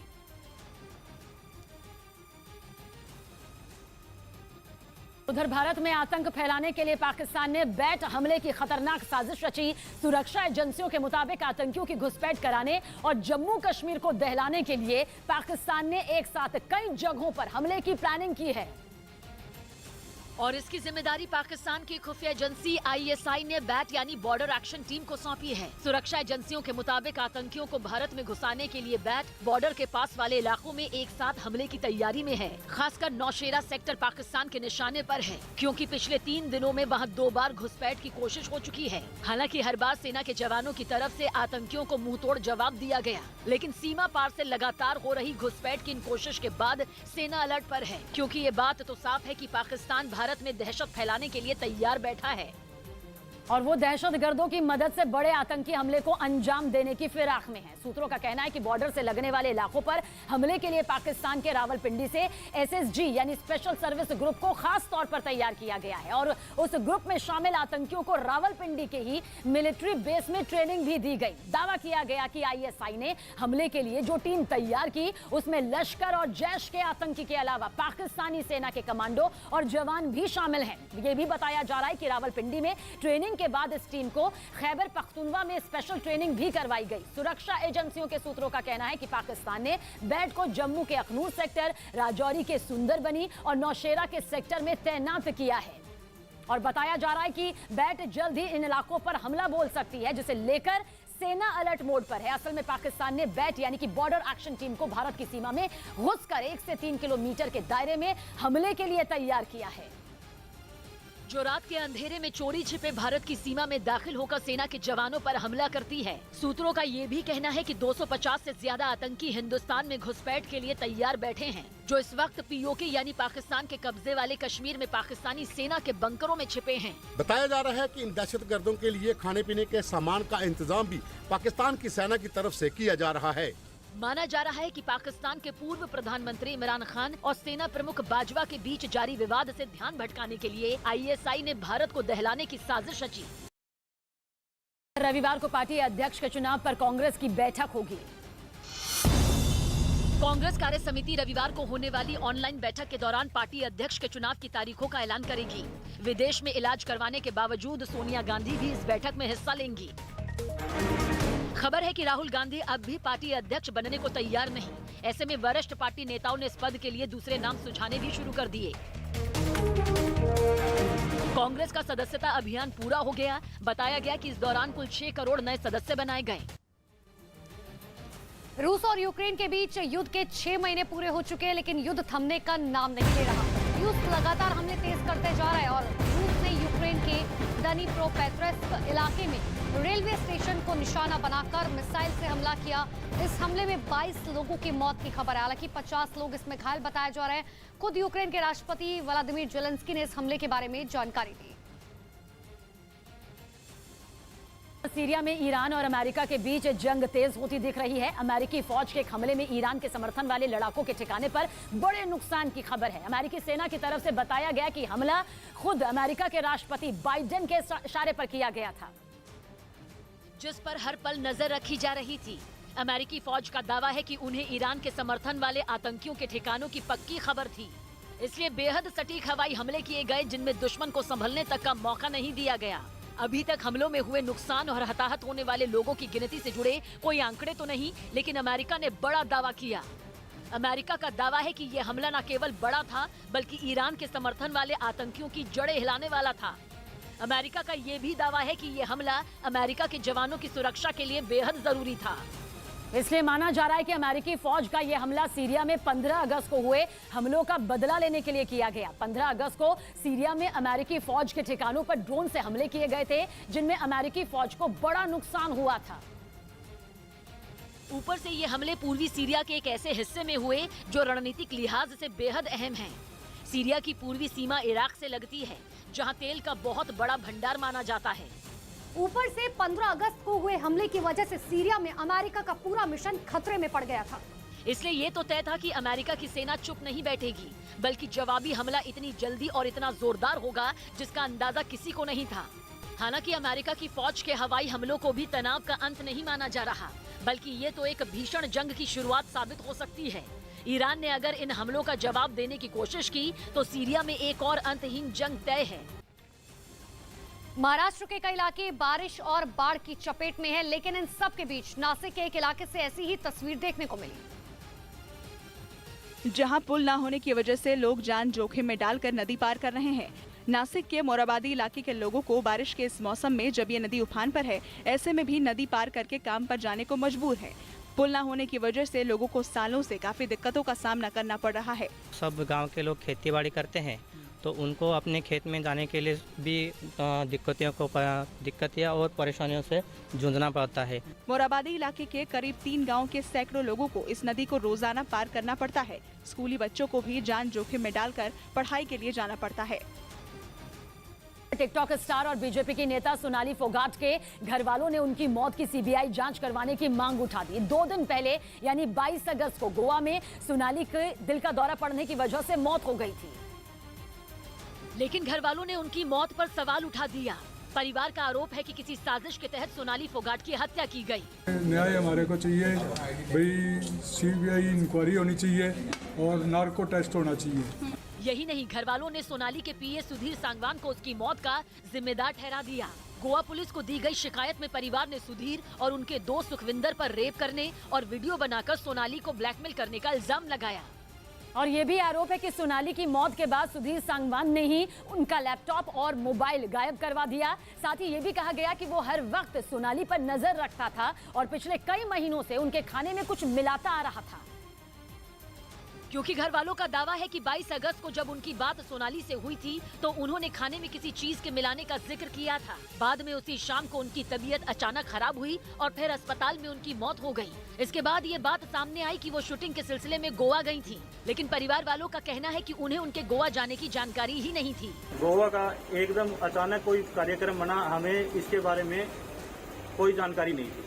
यही नहीं, परिवार ने गोवा पुलिस पर जानबूझकर सुधीर सांगवान के खिलाफ कार्रवाई नहीं करने का आरोप लगाया। साथ ही उनका पोस्टमार्टम दिल्ली के एम्स अस्पताल में कराने की मांग भी की। हालांकि खुद गोवा के मुख्यमंत्री प्रमोद सावंत ने इस मामले की हर एंगल से जांच का भरोसा दिया। गोवा पुलिस उसके हरियाणा की जो केस हुई है उसके बारे में सीरियसली देख रहे हैं। डीजीपी खुद मॉनिटर कर रहे हैं। वहीं गोवा पुलिस ने भी इस मामले में सोनाली फोगाट से जुड़े लोगों के बयान दर्ज करने का भरोसा दिया। ज्ञानव्यापी मामले पर 12 सितंबर को फैसला आएगा। वाराणसी की जिला कोर्ट में ज्ञानव्यापी मामले पर सुनवाई हुई, जिसके बाद अदालत ने अपना फैसला सुरक्षित रख लिया। यानी अदालत ये तय करेगी कि ज्ञानव्यापी विवाद में मुकदमा आगे चलेगा या नहीं। ज्ञानव्यापी केस की सुनवाई के दौरान मुस्लिम समुदाय से जुड़े पक्ष ने दावा किया कि ये मस्जिद औरंगजेब की संपत्ति है।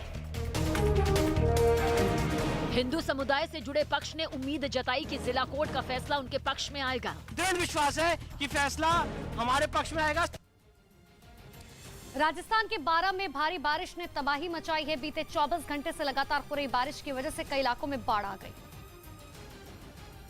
जिसकी वजह से लोगों का जीना मुहाल हो गया। सामने आए वीडियो में दूर दूर तक सिर्फ पानी ही पानी नजर आया, जिसमें कई मकान और झोपड़ी डूबे दिखाई दिए। वहीं कई घंटों तक हुई जोरदार बारिश की वजह से काली सिंध नदी का जलस्तर बढ़ गया, जिससे नदी के किनारे बने शिव मंदिर के चारों तरफ पानी भर गया, जिसकी वजह से दर्शन करने आए श्रद्धालु वहीं फंस गए। नीचे के गांव बहुत सारे इसमें डूब में आए हैं, बहुत सारा नुकसान हुआ है। बताया गया कि लगातार हो रही मूसलाधार बारिश की वजह से नदियों में पानी बढ़ रहा है, जिसकी वजह से अभी भी कई गांवों पर खतरा बना हुआ है। ऐसे में प्रशासन ने एहतियात बरतते हुए कई इलाकों में हाई अलर्ट जारी कर दिया है।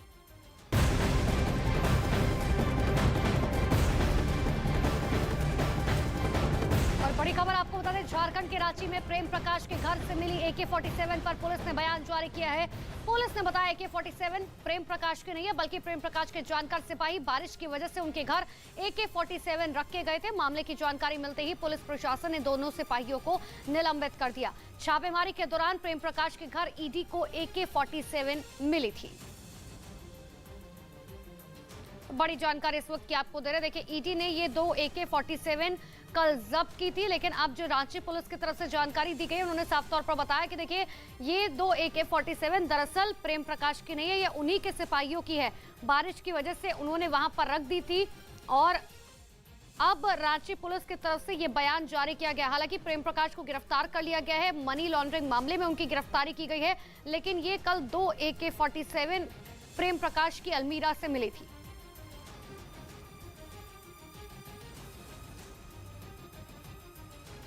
गृह मंत्रालय ने पंजाब के डीजीपी को चिट्ठी लिखकर आशंका जताई कि पंजाबी सिंगर सिद्धू मूसेवाला की हत्या का बदला लेने के लिए राज्य में गैंगवॉर छिड़ सकता है। करीब 3 महीने पहले 29 मई को पंजाब के मानसा में मूसेवाला की दिन दहाड़े गोलियों से छलनी करके हत्या कर दी गई थी। और जांच एजेंसियों ने यह दावा किया था कि मूसेवाला को लॉरेंस बिश्नोई के इशारे पर मौत के घाट उतारा गया। इसके बाद Bambiha gang, Neeraj Bawana gang, gangster Bhupi Rana और टिल्लू ताजपुरिया समेत कई दूसरे गैंग ने सिद्धू मूसेवाला के कत्ल का बदला लेने का ऐलान किया था। और अब गृह मंत्रालय की तरफ से चिट्ठी लिखकर पंजाब के डीजीपी को आगाह किया गया कि कोर्ट में पेशी के दौरान गैंगस्टर लॉरेंस बिश्नोई और जग्गू भगवानपुरिया पर हमला हो सकता है। मतलब ये कि सिद्धू मूसेवाला की हत्या का बदला लेने के लिए दूसरे गैंग के लोग पुलिस कस्टडी में ही दोनों का कत्ल कर सकते हैं।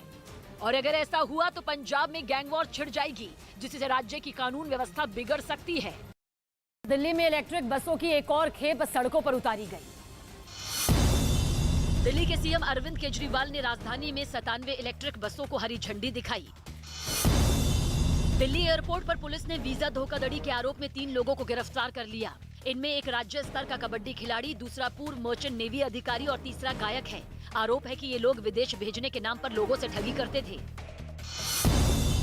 यूपी के लखनऊ में सलमान खान की तरह दिखने वाले आजम अंसारी नाम के आदमी ने रेलवे ट्रैक पर एक वीडियो शूट किया, जिसके बाद अब आरपीएफ ने केस दर्ज कर लिया।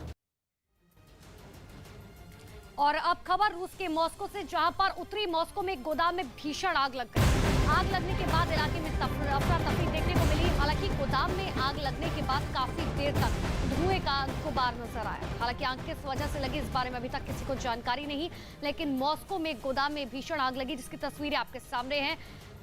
उत्तरी मॉस्को में ये भीषण आग की तस्वीरें, जहां देखिए सिर्फ धुएं का गुबार जो है वो साफ तौर पर नजर आया। पटना में आरजेडी के एमएलसी सुनील सिंह के घर पर सीबीआई ने छापा मारा, जिसके बाद खूब हंगामा हुआ। सुनील सिंह को लालू प्रसाद यादव के परिवार का करीबी माना जाता है और उनके घर पर सुबह सुबह पड़ी रेड ने बिहार की सियासत में उबाल ला दिया। जैसे ही सीबीआई की उनके घर पर रेड शुरू हुई, सुनील सिंह के समर्थक घर के गेट के बाहर इकट्ठा होने लगे। ये लोग पोस्टर लेकर वहां धरने पर बैठ गए। तस्वीरों में भी साफ तौर पर देख सकते हैं जो आरजेडी के तमाम कार्यकर्ता हैं घर के बाहर अभी हंगामा कर रहे हैं। घर के बाहर समर्थकों ने शोर मचाया और घर की बालकनी से सुनील सिंह ने रेड के दौरान वो अपनी बालकनी में आए और वहीं से अपना गुस्सा दिखाया। सुनील सिंह को लालू प्रसाद यादव के परिवार का खास माना जाता है और उनके घर पर उसी दिन छापा पड़ा जिस दिन विधानसभा में नीतीश सरकार का फ्लोर टेस्ट होना था। आरजेडी ने इसी बात का जिक्र किया। उसने रेड की टाइमिंग पर खुलकर सवाल उठाए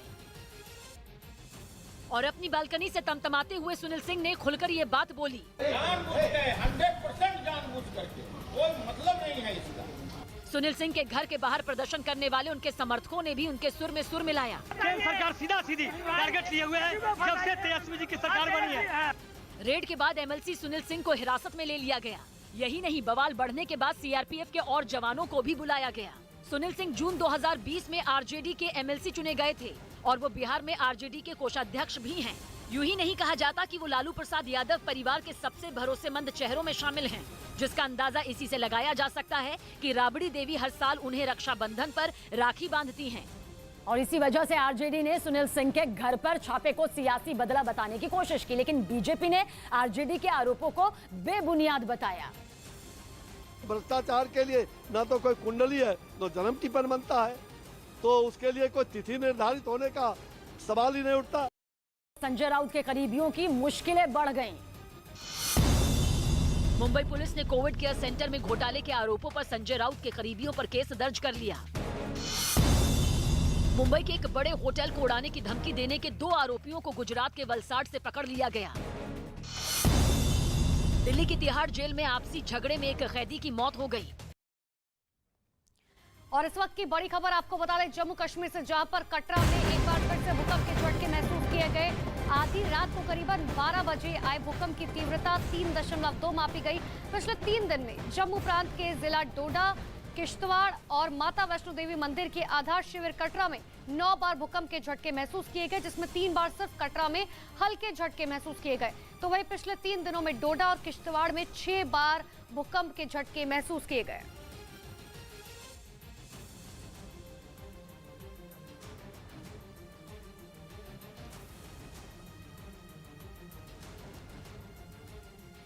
प्रधानमंत्री नरेंद्र मोदी की पंजाब दौरे के वक्त सुरक्षा में चूक मामले में आज सुप्रीम कोर्ट अपना आदेश सुनाएगा। दरअसल इसी साल जनवरी में पंजाब दौरे पर जब पीएम मोदी गए थे, उस वक्त करीब 20 मिनट पीएम मोदी का काफिला रुका हुआ था।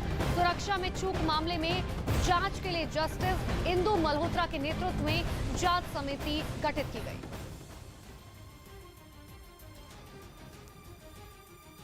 मध्य प्रदेश में आसमान से इतना पानी बरसा कि हाहाकार मच गया। राज्य में हालात इस कदर बिगड़ गए कि कई इलाकों में बाढ़ से मची तबाही थमने का नाम लेती दिखाई नहीं दे रही। वहां पिछले 2 दिनों से 6000 से ज्यादा लोगों को सुरक्षित जगहों पर ले जाया गया, लेकिन कई इलाके अभी भी बुरी तरह से जूझ रहे हैं। इनमें आगर मालवा जिला भी शामिल है, जहां बाढ़ का खतरा बना हुआ है। लेकिन कुछ लोग हैं कि सतर्कता बरतने को तैयार नहीं। इसी का नतीजा रहा कि एक ट्रक पलट गया। जो तस्वीरें सामने आई उनमें साफ दिखा कि नदी के ऊपर बने पुल पर जबरदस्त पानी बह रहा है, जिससे रास्ता पार करना खतरनाक भी है। लेकिन ये सब कुछ जानते हुए भी वो ट्रक ड्राइवर आगे बढ़ा, लेकिन पुल पर पानी का कब्जा होने की वजह से वो संतुलन नहीं बना पाया।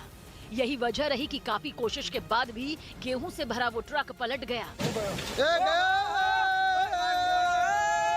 हालांकि इस हादसे में ट्रक ड्राइवर और उसके साथ मौजूद शख्स की जान बाल बाल बच गई, लेकिन उन्हें ट्रक पलटने से चोटें आई। आगर मालवा की ही तरह खरगोन में भी बारिश के बाद नदी नाले उफान पर हैं।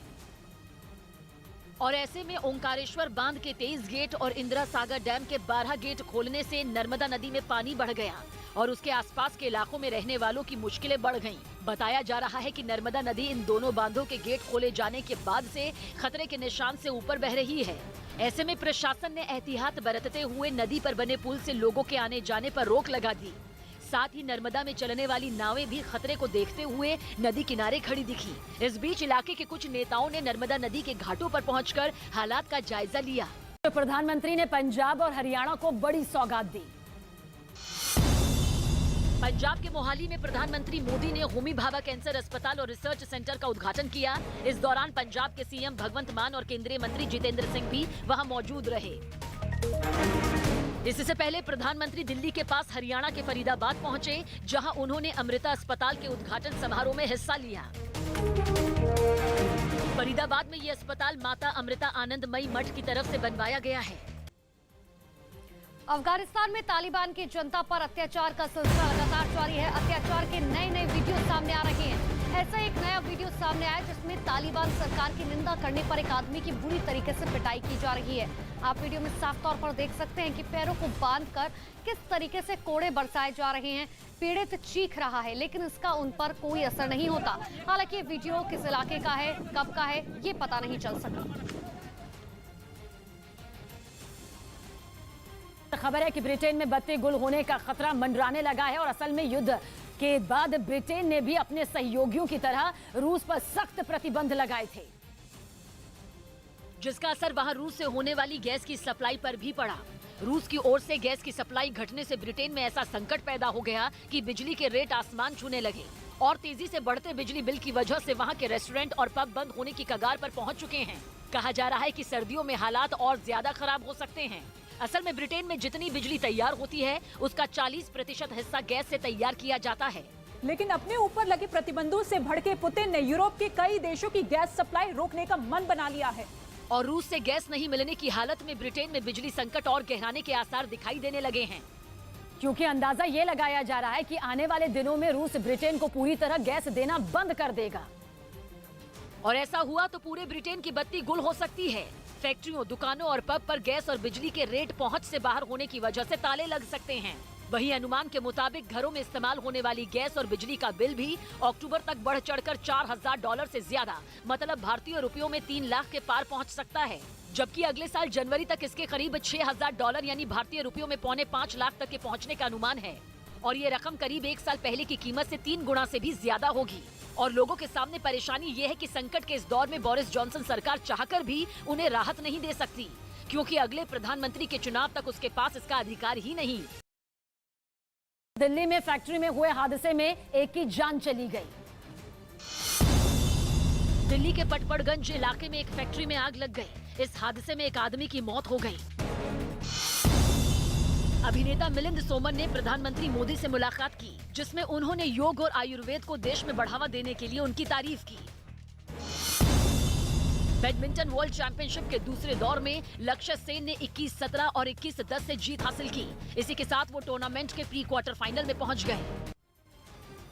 राजस्थान के बारां में भारी बारिश ने तबाही मचा दी है। बीते 24 घंटे से लगातार हो रही बारिश की वजह से कई इलाकों में बाढ़ आ गई, जिसकी वजह से लोगों का जीना मुहाल हो गया। सामने आए वीडियो में दूर दूर तक सिर्फ पानी ही पानी नजर आया, जिसमें कई मकान और झोपड़ी डूबे दिखाई दिए। वहीं कई घंटों तक हुई जोरदार बारिश की वजह से काली सिंध नदी का जलस्तर बढ़ गया, जिससे नदी के किनारे बने शिव मंदिर के चारों तरफ पानी भर गया, जिसकी वजह से दर्शन करने आए श्रद्धालु वहीं फंस गए। नीचे के गाँव बहुत सारे इसमें डूब में आए हैं, बहुत सारा नुकसान हुआ है। बताया गया कि लगातार हो रही मूसलाधार बारिश की वजह से नदियों में पानी बढ़ रहा है, जिसकी वजह से अभी भी कई गांवों पर खतरा बना हुआ है। ऐसे में प्रशासन ने एहतियात बरतते हुए कई इलाकों में हाई अलर्ट जारी कर दिया है। उधर भारत में आतंक फैलाने के लिए पाकिस्तान ने बैट हमले की खतरनाक साजिश रची।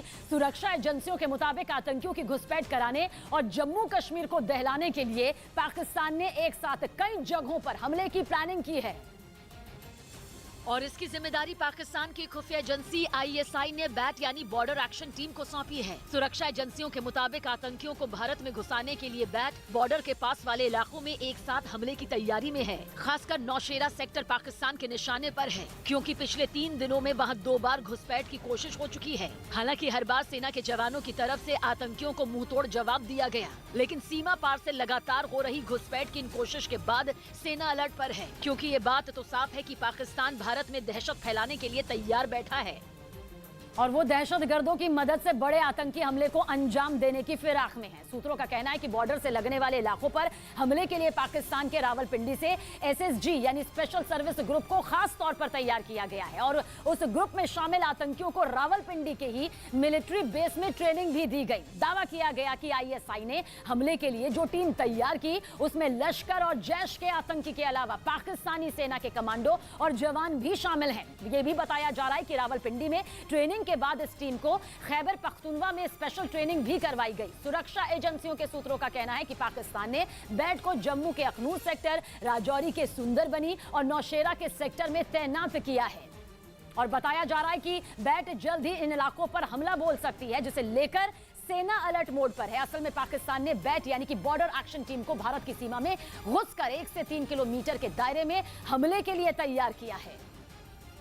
जो रात के अंधेरे में चोरी छिपे भारत की सीमा में दाखिल होकर सेना के जवानों पर हमला करती है। सूत्रों का ये भी कहना है कि 250 से ज्यादा आतंकी हिंदुस्तान में घुसपैठ के लिए तैयार बैठे हैं, जो इस वक्त POK यानी पाकिस्तान के कब्जे वाले कश्मीर में पाकिस्तानी सेना के बंकरों में छिपे हैं। बताया जा रहा है कि इन दहशतगर्दों के लिए खाने पीने के सामान का इंतजाम भी पाकिस्तान की सेना की तरफ से किया जा रहा है। माना जा रहा है कि पाकिस्तान के पूर्व प्रधानमंत्री इमरान खान और सेना प्रमुख बाजवा के बीच जारी विवाद से ध्यान भटकाने के लिए ISI ने भारत को दहलाने की साजिश रची। अवैध खनन पर ED ने बड़ी कार्रवाई की। झारखंड और बिहार में अवैध खनन से जुड़े मामलों में ED ने दिल्ली, NCR और रांची समेत 17 जगहों पर छापेमारी की। दावा किया गया कि रांची में छापे के दौरान आरोपी प्रेम प्रकाश के मकान से 2 AK-47 भी मिली। बताया गया कि पुलिस गिरफ्त में आए झारखंड के मुख्यमंत्री हेमंत सोरेन के करीबी पंकज मिश्रा और दूसरे आरोपियों से मिली जानकारी के बाद ये छापेमारी की गई। प्रेम प्रकाश के मकान से हथियार मिलने की खबर के बाद बीजेपी सांसद निशिकांत दुबे ने इस पूरे मामले की NIA से जांच करवाने की मांग की। महाराष्ट्र के कई इलाके बारिश और बाढ़ की चपेट में है, लेकिन इन सब के बीच में नासिक के एक इलाके से ऐसी तस्वीर देखने को मिली जिसने सबको हैरान कर दिया। जहां पुल ना होने की वजह से लोग जान जोखिम में डालकर नदी पार कर रहे हैं। नासिक के मोराबादी इलाके के लोगों को बारिश के इस मौसम में जब ये नदी उफान पर है, ऐसे में भी नदी पार करके काम पर जाने को मजबूर है। पुल ना होने की वजह से लोगों को सालों से काफी दिक्कतों का सामना करना पड़ रहा है। सब गांव के लोग खेती बाड़ी करते हैं, तो उनको अपने खेत में जाने के लिए भी दिक्कतें और परेशानियों से जूझना पड़ता है। मोराबादी इलाके के करीब 3 गांव के सैकड़ों लोगों को इस नदी को रोजाना पार करना पड़ता है। स्कूली बच्चों को भी जान जोखिम में डालकर पढ़ाई के लिए जाना पड़ता है। खबर है कि जंग की वजह से अमेरिका समेत यूरोप के देशों का बैन झेल रहे पुतिन की मुश्किल को ईरान दूर कर सकता है। कहा जा रहा है कि इसके लिए दोनों देशों के बीच एक प्लान भी तैयार हो चुका है, और प्लान ऐसा जिसमें दोनों देशों की चांदी हो जाएगी। माना जा रहा है कि पुतिन ने ईरान के साथ मिलकर बैन को बेअसर करने की रणनीति तैयार कर ली। पुतिन ने ईरान के साथ मिलकर ऐसी योजना तैयार की जो उन्हें प्रतिबंधों की मार से बचा लेगी। और दावा किया गया कि पुतिन ने इसकी सारी तैयारी तभी कर ली थी जब वो जंग शुरू होने के बाद पहली बार रूस से बाहर निकले थे। पुतिन ने जुलाई में ईरान की राजधानी तेहरान का दौरा किया था और कहा जा रहा है कि तभी उन्होंने ये तय कर लिया था कि ईरान के साथ मिलकर वो रूस के ऊपर बैन के असर को खत्म कर देंगे, क्योंकि फरवरी में यूक्रेन पर हमले के बाद से ही पश्चिमी देशों ने रूस पर कई कड़े आर्थिक प्रतिबंध लगा रखे हैं, जिसकी वजह से जंग के बीच पुतिन की परेशानियां बढ़ गईं। जैसे जैसे जंग लंबी खिंची, उनकी मुसीबतों में भी इजाफा होता गया। माना जाता है कि पश्चिमी देशों के तेल और गैस न लेने से रूस को बड़ा नुकसान हो रहा है। कहा जा रहा है कि इसीलिए पुतिन ने प्लान बनाया कि वो ईरान के जरिए अपना तेल और गैस दूसरे देशों को भेजेगा। दावा किया गया कि इस प्लान पर काम करने के लिए रूस की सबसे बड़ी एनर्जी कंपनी गज़प्रोम के साथ दूसरी और कई कंपनियों के अधिकारी भी तेहरान पहुँचे थे। उनका ये दौरा पुतिन के दौरे के बाद हुआ था। वहीं ईरान के भी कई अधिकारियों ने मॉस्को का दौरा किया था। और कहा जाता है कि दोनों देशों में हुई बातचीत के बाद ईरान इस बात के लिए तैयार हो गया कि वो रूस के तेल को बैन के बाद भी दूसरे देशों तक पहुंचाएगा, जबकि रूस उसके देश में परमाणु पावर प्लांट में मदद कर ही रहा है, जिसके लिए अमेरिका से ईरान की तनातनी भी चल रही है। अमेरिका नहीं चाहता कि ईरान परमाणु हथियार बनाए, लेकिन रूस परमाणु तकनीक की मदद के लिए ईरान के साथ खड़ा है और माना जा रहा है कि इसलिए ईरान बैकडोर से रूस का तेल बेचने की तैयारी में जुट गया। दावा किया गया कि इसके लिए ईरान कैस्पियन सागर के उत्तरी पोर्ट से रूस से तेल मंगाएगा और उतना ही तेल अपने टैंकरों में भरकर पर्सियन गल्फ के रास्ते दूसरे देशों को बेच देगा। क्योंकि ईरान के तेल के निर्यात पर किसी तरह का प्रतिबंध नहीं। ऐसे में रूस उसके जरिए यूक्रेन से जंग के दौरान अपनी झोली भर सकता है, यानी पश्चिमी देशों के लगे बैन से बचाने के लिए ईरान रूस का संकट मोचक बन सकता है। एलजी ने दिल्ली में दंगा पीड़ितों को जल्द मुआवजा देने का आदेश दिया। दिल्ली के उपराज्यपाल वीके सक्सेना ने साल 2021 में पूर्वी दिल्ली में हुई हिंसा के मामले पर बड़ा कदम उठाया। इसके तहत उन्होंने हिंसा पीड़ितों के लिए मुआवजे की प्रक्रिया तेज करने के निर्देश दिए। साथ ही मुआवजे के काम के लिए बनाए गए आयोग में 40 और लोगों की नियुक्ति कर दी। सुप्रीम कोर्ट कांग्रेस नेता पी चिदम्बरम की उस पुनर्विचार याचिका पर सुबह सुनवाई करेगी जिसमें उन्होंने ईडी को मिले अधिकारों को चुनौती दी थी। पिछले दिनों ही अदालत ने ईडी को गिरफ्तारी, तलाशी और चीजें जब्त करने के दिए गए अधिकार पर अपनी भी मुहर लगा दी थी। दिल्ली के किलोकरी इलाके में नकली मार्कशीट और डिग्री बनाने के आरोप में 6 लोगों को गिरफ्तार कर लिया गया। राजस्थान में बारिश की वजह से कई जिलों में बाढ़ जैसे हालात बन गए और सबसे बुरे हालात बूंदी जिले के हैं, जहां कई गांव तालाब में तब्दील हो गए। इसके साथ ही हालात ऐसे बन गए कि कई घरों ने जल समाधि ले ली। जहां नजर घुमा वहां पानी ही पानी दिखा, मानो पूरा इलाका टापू में तब्दील हो गया, जिसमें कई लोग फंसे नजर आए। नदी से सटे खांगट गांव में बेतहाशा पानी भर गया और जिन सड़कों पर कभी गाड़ियां चलती थी उस पर कई फीट पानी भर गया। वहीं कमर तक भरे पानी के बीच लोग जरूरत की चीज ले जाते नजर आए। एक बारगी तो ऐसा लगा कि नदी के बीचों बीच गांव बसा हो। जिनके घर पानी में डूब गए वो अपना घर छोड़ने पर मजबूर हो गए, तो कुछ लोग पानी से बचने के लिए छत पर चढ़ गए। हालात देखकर अंदाजा लगाना आसान था कि आने वाले दिनों में लोगों को राहत नहीं मिलने वाली, क्योंकि पानी लगातार बढ़ता जा रहा है और अब लोग गाँव छोड़कर सुरक्षित जगह चले गए। हिंद महासागर में चीन की बढ़ते दखल से निपटने के लिए भारत ने भी नौसेना की ताकत को धार देना शुरू कर दिया है, जिसके लिए प्रोजेक्ट 75I के तहत भारत 6 आधुनिक पनडुब्बियां तैयार करेगा, जिसे रक्षा के क्षेत्र में आत्मनिर्भर होने की ओर एक बड़ा कदम माना जा रहा है।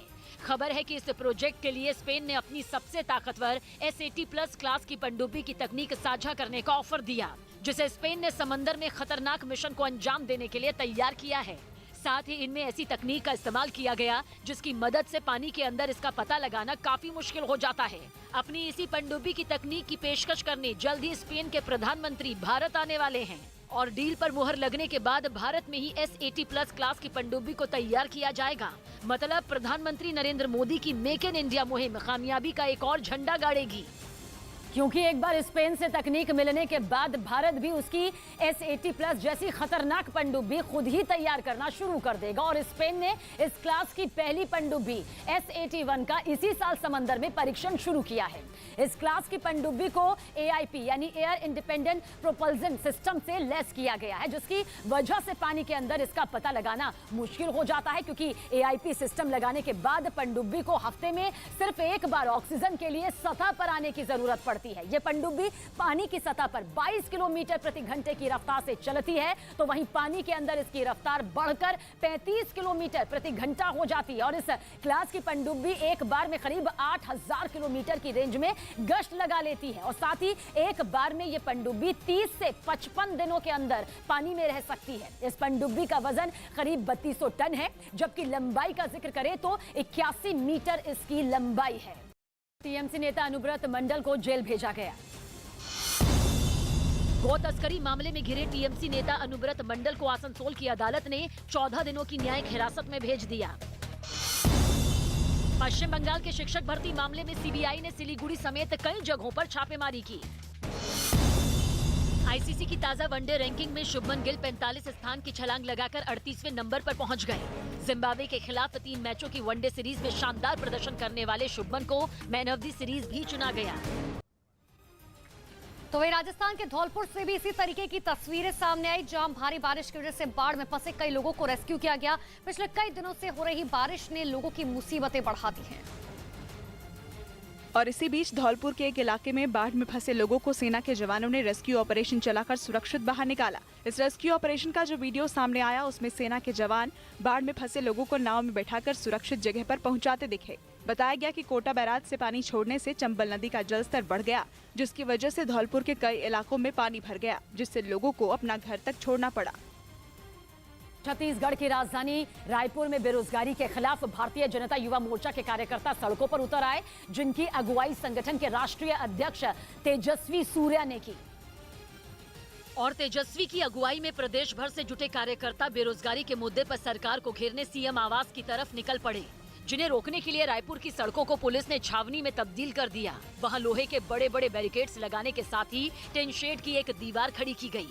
लेकिन जोश से लबरेज कार्यकर्ताओं ने बैरिकेड्स पर चढ़कर टिन शेड की दीवार को गिरा दिया।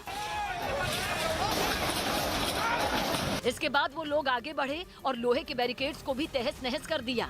बीजेपी ने आरोप लगाया कि भूपेश बघेल सरकार ने 10 लाख युवाओं को रोजगार देने के साथ ही बेरोजगारों को हर महीने 2500 रुपए भत्ता देने का वादा किया था, जिसे पूरा न करने पर ये प्रदर्शन हुआ। कुर्सी खाली करो, जनता आ चुकी है। छत्तीसगढ़ सरकार के खिलाफ बीजेपी के इस प्रदर्शन में हजारों कार्यकर्ता शामिल हुए, जिन्हें रोकने के लिए पुलिस ने एड़ी चोटी का जोर लगाया। लेकिन जब भीड़ काबू से बाहर नजर आई तो उन पर जबरदस्त लाठीचार्ज भी किया गया, जिसमें कई कार्यकर्ताओं को चोट भी आई। सिसोदिया मामले में घमासान के बीच दिल्ली विधानसभा का विशेष सत्र होगा। शुक्रवार को दिल्ली विधानसभा का एक दिन का विशेष सत्र बुलाया गया। इससे पहले आम आदमी पार्टी के राजनीतिक मामलों की समिति की एक बैठक हुई, जिसमें मनीष सिसोदिया और दूसरे विधायकों को तोड़ने की कोशिश का आरोप लगाते हुए निंदा प्रस्ताव पास किया गया। दिल्ली के डिप्टी सीएम मनीष सिसोदिया और पंजाब के सीएम भगवंत मान सुबह हिमाचल प्रदेश के दौरे पर जाएंगे, जहां वो ऊना में कुछ बड़े ऐलान कर सकते हैं। शनिवार से शुरू होने वाले एशिया कप के लिए वीवीएस लक्ष्मण को टीम इंडिया का मुख्य कोच बनाया गया। वो कोरोना की चपेट में आए राहुल द्रविड़ की जगह टीम की कमान संभालेंगे। मध्य प्रदेश में भी लगातार हो रही भारी बारिश के बाद नदियों में उफान है। मुरैना में भी चंबल नदी रौद्र रूप में बहती हुई दिखाई दी। चंबल के गुस्से का अंदाजा इसी बात से लगाया जा सकता है कि चिन्नौनी, सबलगढ़, अंबाह, पोरसा, जौरा विकास खंड के 100 से ज्यादा गांव जलमग्न हो गए हैं। आलम यह है कि गांवों में हर तरफ सिर्फ पानी ही पानी दिख रहा है। लोगों को सुरक्षित जगह पर पहुंचाने के लिए प्रशासन और एनडीआरएफ की टीम रेस्क्यू में जुटी है। मुरैना में बाढ़ की स्थिति को देखते हुए सीएम शिवराज सिंह चौहान ने मोर्चा संभाल लिया है। आनन फानन में सीएम शिवराज मुरैना पहुंचे और लोगों को हर संभव मदद का भरोसा दिया। अनाज का, कपड़े लत्ते, बर्तन का नुकसान होता है तो उसकी भी सर्वे करके, क्षति का आकलन करके जनता की सहायता करेंगे। चंबल के गुस्से का सामना सिर्फ मुरैना की ही जनता नहीं कर रही है, बल्कि भिंड और श्योपुर जिले में भी चंबल नदी ने तांडव मचाया हुआ है। खबर है कि लीबिया ने दुनिया के सबसे खतरनाक माने जाने वाले MQ-9 रीपर ड्रोन को मिसाइल हमले में मार गिराया। अमेरिका का ये वो ड्रोन है जिसकी मदद से उसने 30 जुलाई को अल-कायदा के सरगना अल जवाहिरी को ढेर करने का दावा किया था। और अब खबर है कि लीबिया ने अमेरिका के उसी MQ-9 रीपर ड्रोन को आसमान में ढेर कर दिया। लीबिया का आरोप है कि अमेरिका का ये ड्रोन बिना इजाजत उसकी हवाई सीमा में गश्त लगा रहा था, जिसके बाद उसे बेंगाजी हवाई अड्डे के पास जमीन से हवा में मार करने वाली एक मिसाइल से तबाह कर दिया गया। लीबिया की तरफ से इसका एक वीडियो भी जारी किया गया, जिसमें आसमान से एक ड्रोन जमीन पर तेजी से गिरता दिखाई दिया। इस दौरान उससे काले धुएं का गुब्बार निकलता नजर आया। चंद सेकंड के अंदर ही वो ड्रोन जमीन पर आ गिरा और जमीन से टकराते ही उसमें भीषण आग लग गई और थोड़ी ही देर में वो जलकर राख हो गया। लीबिया का दावा है कि अमेरिका का ये ड्रोन इटली के एक मिलिट्री बेस पर तैनात था, जो पिछले कुछ दिनों से लीबिया के आसमान में चक्कर काट रहा था। और इसी वजह से अमेरिका के इस MQ-9 रीपर ड्रोन को उड़ा दिया गया। हालांकि अमेरिका के अलावा ब्रिटेन, नीदरलैंड, स्पेन, फ्रांस और इटली इस ड्रोन का इस्तेमाल कर रहे हैं, लेकिन ये ड्रोन आतंक के खिलाफ अभियान में अमेरिका के लिए ब्रह्मास्त्र साबित हुआ। करीब 1 महीने पहले ही अमेरिका ने इसी ड्रोन की मदद से अपने सबसे बड़े दुश्मन और अल-कायदा के सरगना अल जवाहिरी को काबुल में ढेर करने का दावा किया था। क्योंकि दुश्मनों का काल माने जाने वाला ये ड्रोन पलक झपकते ही सटीक निशाना लगाकर टारगेट को तबाह कर देता है। साथ ही ये उस स्टेल्थ तकनीक से लैस है जिसके इस्तेमाल से आधुनिक रडार और एयर डिफेंस सिस्टम चकमा खा जाते हैं।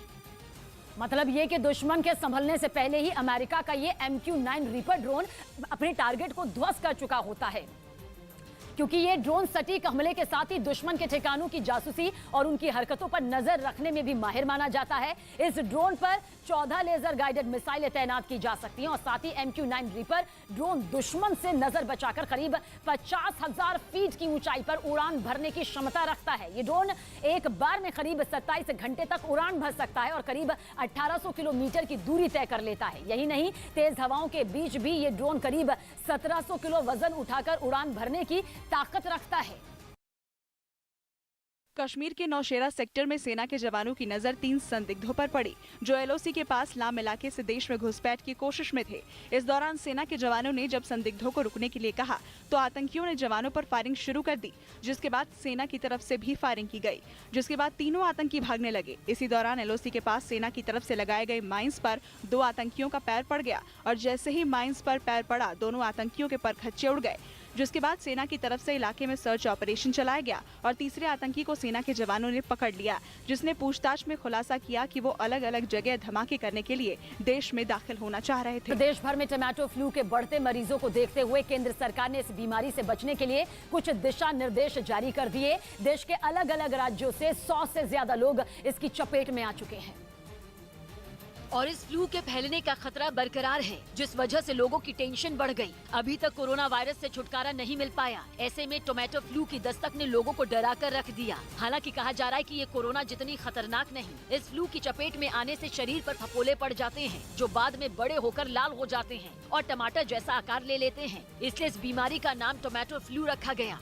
इसे फ्लू कहने के पीछे भी वजह है। इसे फ्लू इसलिए कहते हैं क्योंकि इस बीमारी के लक्षण फ्लू जैसे होते हैं, यानी कि टोमेटो फ्लू की चपेट में आने से तेज बुखार आ सकता है, उल्टी दस्त हो सकती है, गले में खराश और बदन दर्द की शिकायत भी हो सकती है। बच्चे को आइसोलेट कर लेना चाहिए 5 से 7 दिन तक। इन सभी के बीच सबसे ज्यादा चिंता की बात यह है कि इस फ्लू की चपेट में आमतौर पर 10 साल की उम्र से छोटे बच्चे आते दिख रहे हैं, जिनके लिए इन लक्षणों को झेलना अपने आप में एक बड़ी और बेहद चुनौतीपूर्ण माना जा रहा है। हालांकि इम्यूनिटी भी इसमें अहम भूमिका निभाती है। और अगर किसी की बीमारियों से लड़ने की क्षमता कमजोर है तो बच्चों के साथ भी बड़े टोमेटो फ्लू के शिकार हो सकते हैं। इस फ्लू की शुरुआत देश में केरल से हुई। 6 मई को केरल के कोल्लम में टोमेटो फ्लू का पहला मरीज मिला था, जिसके बाद देश के अलग अलग राज्यों में इस बीमारी से जूझ रहे बच्चों की संख्या बढ़ती चली गई।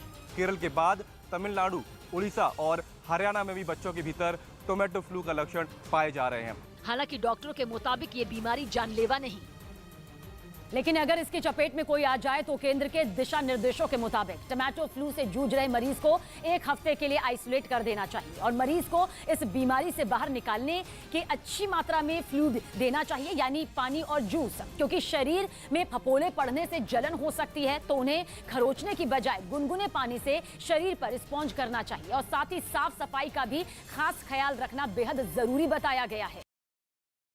नीतीश सरकार ने सदन में बहुमत साबित कर दिया। विधानसभा में विश्वास प्रस्ताव के पक्ष में 160 वोट पड़े, जबकि विपक्ष में एक भी मत नहीं पड़ा। बीजेपी ने वोटिंग के दौरान सदन से वॉकआउट किया। मुख्यमंत्री नीतीश कुमार ने विश्वास प्रस्ताव के दौरान बीजेपी पर तीखा हमला बोला और विपक्षी दलों से अलग लोकसभा चुनाव मिलकर लड़ने की अपील की। ये जब तय हो गया कि हम लोग जो पहले जहां थे वहां पर चले जाएं, अब एक साथ हम आ गए। बीजेपी ने नीतीश कुमार पर पलटवार किया और आरजेडी को भी नीतीश कुमार से सावधान रहने की सलाह दे डाली। अगली बार ये केचुल कब छोड़ेंगे, आप लोग सावधान रहिएगा।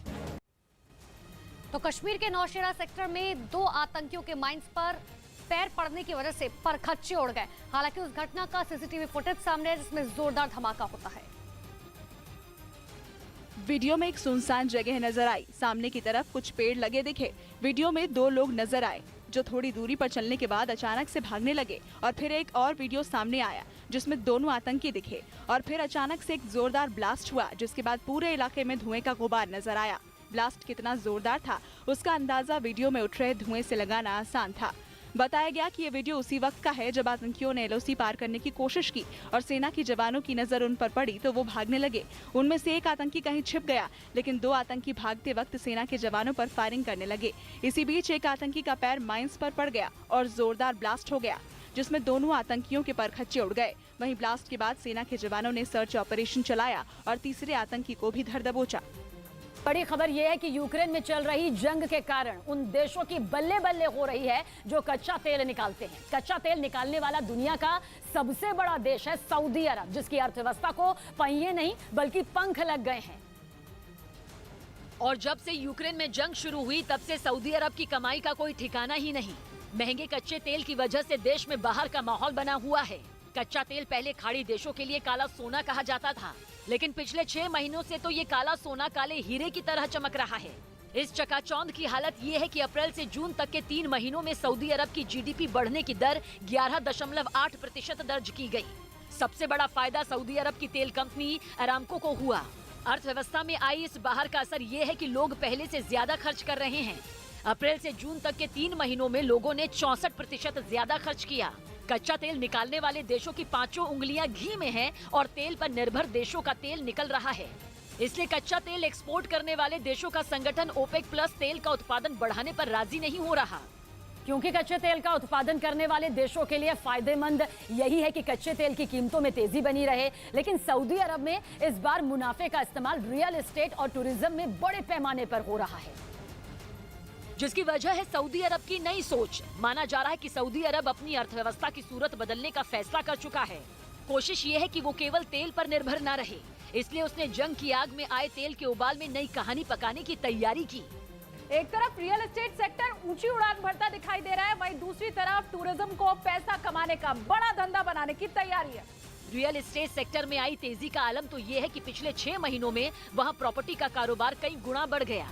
रियाद में बना एक अब्दुल सलाम अल्माजेद नाम का प्रोजेक्ट खास तौर पर सुर्खियों में है। वहाँ 300 अपार्टमेंट एक झटके में बिक गए। बेचने वाले को भी उम्मीद नहीं थी कि ऐसी लॉटरी लगने वाली है। कोई छोटे से 1 BHK या जनता फ्लैट की बात नहीं हो रही। जो फ्लैट बिके उनकी कीमत 1 लाख रियाल, मतलब भारतीय रुपयों में 2 करोड़ से कम नहीं। लेकिन लोग इन्हें खरीदने से नहीं हिचके। ये बदल रहे सऊदी अरब की सबसे नई सूरत है। खबर है कि सऊदी अरब की कमाई का 16% हिस्सा इस बार टूरिज्म बढ़ाने पर खर्च किया गया। नए मॉल और नए पार्क बनाए जा रहे हैं। ये सब एक लग्जरी टूरिज्म डेवलपमेंट प्रोग्राम के तहत हो रहा है, जिनके तहत सऊदी अरब का मकसद असल में देश की सूरत को पूरी तरह बदलना है। और माना जा रहा है कि इसके पीछे सऊदी अरब के क्राउन प्रिंस मोहम्मद बिन सलमान की सोच है, जो सऊदी अरब को नए सांचे में ढालने की तैयारी कर चुके हैं। 2015 में मोहम्मद बिन सलमान को क्राउन प्रिंस घोषित किया गया था।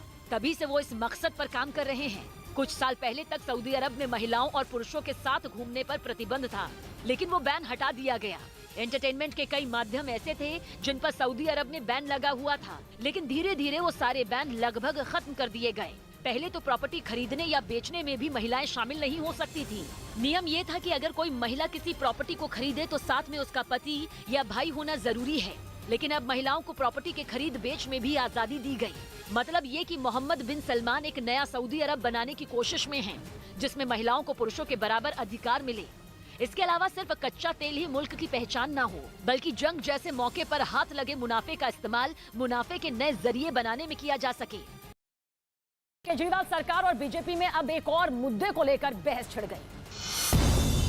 आम आदमी पार्टी ने आरोप लगाया कि बीजेपी ने उसके कई विधायकों को पाला बदलने के लिए 20-20 करोड़ रुपए का ऑफर दिया। इससे पहले डिप्टी सीएम मनीष सिसोदिया ने भी इस तरह के आरोप लगाए थे।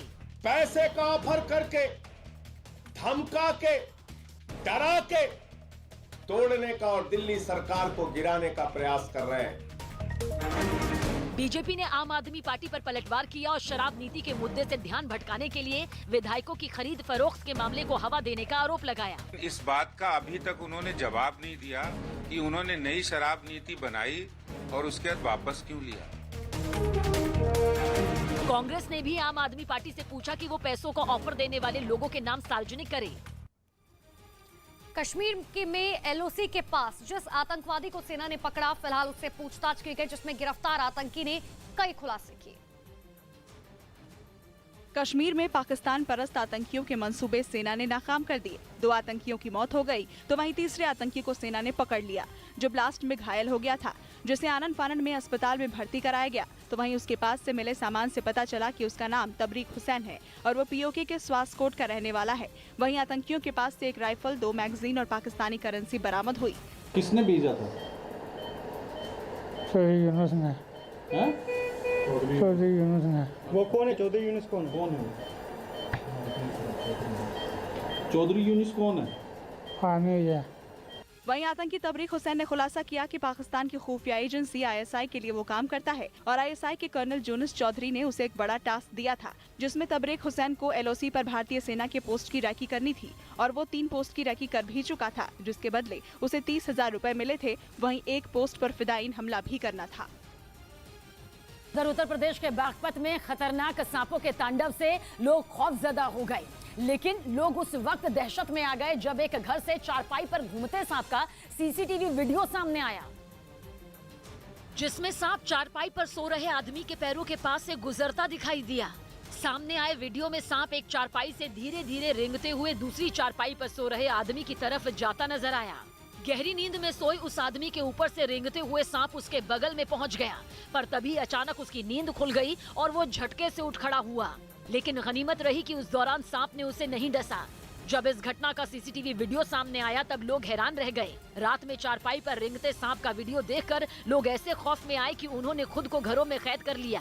गाँव में पूरा दहशत का माहौल है, आदमी घर से बाहर नहीं निकलता, डर गया। जानकारी के मुताबिक जहरीले सांपों ने अब तक 4 लोगों को काटा, जिनमें से एक की मौत हो गई। बागपत के टोहडी गांव में सांपों का खौफ कितना ज्यादा है, इसका अंदाजा इस बात से लगाया जा सकता है कि सांपों से बचने के उपाय के लिए लोग पंचायत बुलाकर समाधान खोज रहे हैं। पाकिस्तान के बलूचिस्तान में भारी बारिश की वजह से कुछ इलाकों में बाढ़ आ गई। बीते 24 घंटे से लगातार हो रही बारिश से इलाकों में पानी भर गया,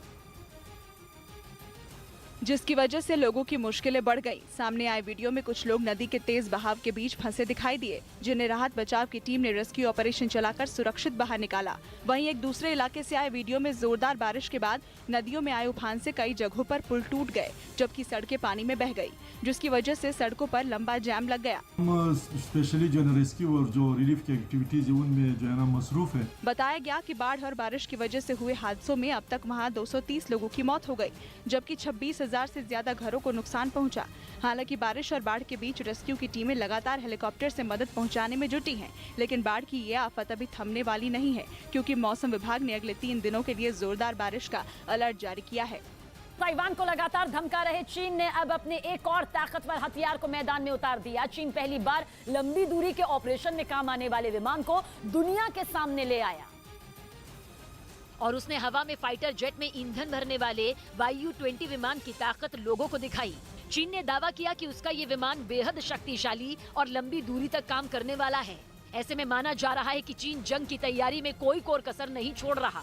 यानी अगर जंग छिड़ी और उसके लड़ाकू विमानों को लंबे वक्त तक आसमान में रहना पड़ा तो उनमें ईंधन भरने के लिए चीन ने पहले से ही तैयारी कर ली और अपने ईंधन भरने वाले YU-20 विमान को दुनिया के सामने लाने के लिए चीन ने एक वीडियो भी जारी किया।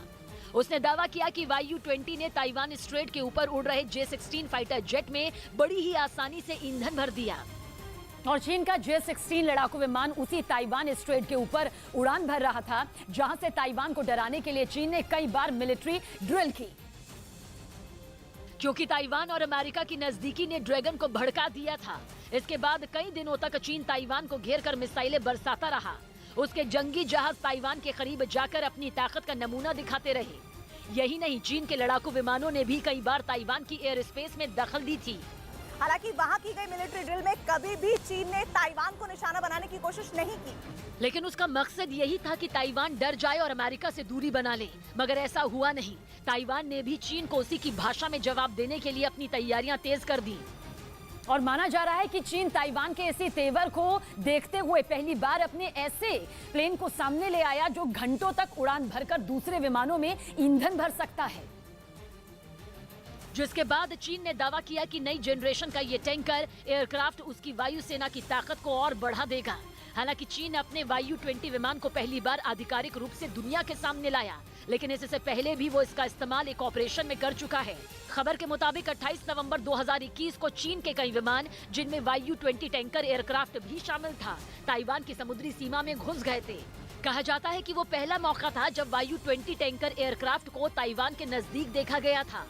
यही नहीं, दावा तो ये भी किया जाता है कि उस वक्त YU-20 ने 2 J-16 लड़ाकू विमानों में ईंधन भी भरा था। बताया जाता है कि चीन के पास ईंधन भरने वाले 24 H-6U विमान पहले से हैं, लेकिन वो ना तो लंबी दूरी तक उड़ान भर सकते हैं और ना ही उनमें ज्यादा ईंधन ले जाने की क्षमता है। यही वजह है कि चीन YU-20 को तुरुप का इक्का करार दे रहा है। जयवीर शेरगिल कांग्रेस से अलग हो गए। कांग्रेस प्रवक्ता जयवीर शेरगिल ने पार्टी अध्यक्ष सोनिया गांधी को एक खत लिखा, जिसमें उन्होंने पार्टी की प्राथमिक सदस्यता और प्रवक्ता पद से इस्तीफा दे दिया। साथ ही आरोप लगाया कि पार्टी में काबिलियत का सम्मान नहीं हो रहा। अरमानों के लिए स्वाभिमान पे समझौता नहीं किया जाता। खबर है कि जयवीर शेरगिल पार्टी के मीडिया डिपार्टमेंट में उनका इस्तेमाल नहीं किए जाने से भी नाराज थे। कांग्रेस ने बताया कि प्रवक्ताओं और मीडिया पैनलिस्ट की नई सूची जल्द जारी हो जाएगी, जिसमें कुछ पुराने तो कुछ नए नाम भी शामिल होंगे। उत्तराखंड के जोशीमठ में एक आदमी नाले में बह गया। सूचना मिलने पर मौके पर पहुंची एसडीआरएफ की टीम ने सर्च ऑपरेशन चलाया, लेकिन काफी मशक्कत करने के बाद भी शख्स का पता नहीं चल पाया। दरअसल लगातार हो रही बारिश की वजह से उत्तराखंड में नदी नाले उफान पर हैं। ऐसे में पुलिया पार करते वक्त एक आदमी नाले में गिर गया था।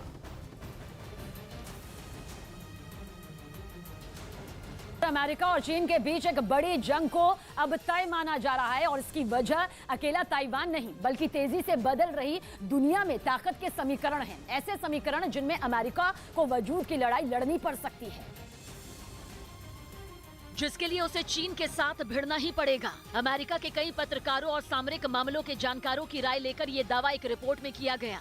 दावा ये है कि तेजी से समुद्र में बढ़ रहा चीन का दबदबा दुनिया के लिए बड़ी चुनौती खड़ी करने वाला है। अमेरिका से तो चीन पहले ही सीधा पंगा लेने से नहीं झिझक रहा, अब खतरा अमेरिका के दोस्तों पर भी है। चीन के पूर्व में दक्षिण कोरिया और जापान जैसे ऐसे कई देश हैं जो अमेरिका के बड़े सहयोगी हैं। अमेरिका के इन दोस्तों को भी अगर ऐसा लगने लगा अमेरिका उनकी सुरक्षा नहीं कर पाएगा तो खतरा बहुत बड़ा होगा। अमेरिका के लिए ताकत के सारे समीकरण बदल जाएंगे। सुपर पावर होने का अमेरिका का भ्रम पूरी तरह टूट जाएगा। अमेरिका का दुनिया की महाशक्ति का तमगा भी खतरे में पड़ जाएगा, खासतौर पर तब जब यूक्रेन की जंग के कारण अमेरिका की साख को बहुत बड़ा धक्का लगा था।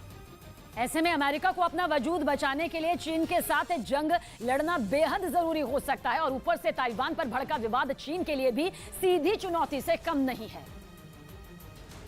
क्योंकि नैन्सी पेलोसी की यात्रा चीन को सीधी ललकार है। चीन की लाख चेतावनी के बावजूद नैन्सी पेलोसी की यात्रा भी हुई, वो भी ऐसे वक्त में जब चीन पर ताइवान की वन चाइना वाली पॉलिसी कमजोर होने लगी हो। पिछले कुछ सालों में ताइवान में चीन के खिलाफ गुस्सा बढ़ा है। चीन की नीतियों और विस्तारवाद वाली सोच के खिलाफ ताइवान के लोगों की आवाज बुलंद होने लगी। चीन पिछले 15 सालों से लगातार कभी कानूनों में बदलाव करके तो कभी अहम जगहों पर अपनी लोगों की तैनाती करके ताइवान को कंट्रोल करने की कोशिश में लगा है, लेकिन उसकी पकड़ मजबूत होने की बजाय कमजोर होती जा रही है। दावा तो यहाँ तक है कि ताइवान में लोगों पर कानूनी सख्ती का भी अब वहाँ उल्टा असर हो रहा है, वो भी ऐसे वक्त में जब पीएलए में चल रहे अंदरूनी घमासान की वजह से चीन में खलबली की शुरुआत हो रही हो।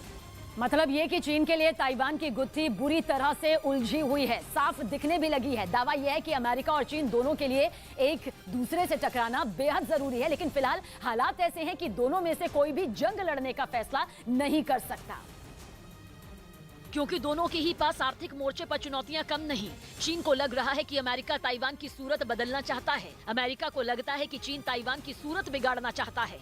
अमेरिका को लगता है कि चीन उसे चुनौती दे रहा है और चीन को लगता है कि अमेरिका उसे चुनौती दे रहा है। चीन के लिए ताइवान की घेराबंदी बेहद जरूरी हो गई है और अमेरिका के लिए चीन के सामने सीना तान कर खड़ा होना भी बहुत जरूरी है। चीन के लिए ताइवान की घेराबंदी जरूरी हो चुकी है और अमेरिका के लिए चीन के सामने सीना तान कर खड़ा होना जरूरी हो गया है। लेकिन हकीकत ये है कि ना तो चीन अभी जंग लड़ने की हालत में है और ना ही अमेरिका जंग लड़ने की हिम्मत जुटा सकता। इसलिए जानकार मान रहे हैं कि अभी दोनों ही बड़ी ताकतें जंग लड़ने का फैसला कतई नहीं लेंगी। हालांकि ये जंग ज्यादा वक्त तक टाली भी नहीं जा सकती।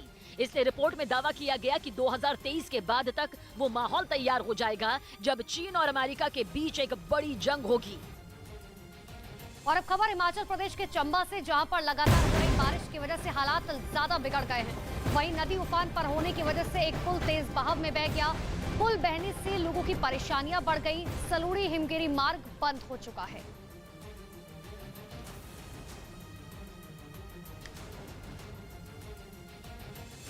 और इसी बीच एक बड़ी खबर आपको बता दें, जहां आम आदमी पार्टी आज 11 बजे विधायक दल की बैठक करने वाली है। सूत्रों के हवाले से खबर है कि आम आदमी पार्टी के कुछ विधायकों से संपर्क दरअसल उनका नहीं हो पा रहा है। कल आपने बीजेपी पर विधायकों को खरीदने का आरोप लगाया था। दिल्ली के मुख्यमंत्री अरविंद केजरीवाल के आवास पर यह बैठक होगी। सुबह 11 बजे बैठक होगी। लगातार आम आदमी पार्टी की तरफ से बीजेपी पर खरीद फरोख्त का आरोप लगाया जा रहा है और अब जो सूत्रों के हवाले से जानकारी है कि आम आदमी पार्टी के कुछ विधायकों से केजरीवाल का संपर्क नहीं हो पा रहा है। और ठीक उससे पहले देखिए, आज 11 बजे विधायक दल की बैठक होने वाली है। कल ही प्रेस कॉन्फ्रेंस कर आम आदमी पार्टी ने बीजेपी पर खरीद फरोख्त का आरोप लगाया था। हालांकि उसके बदले में लगातार बीजेपी पलटवार कर रही है।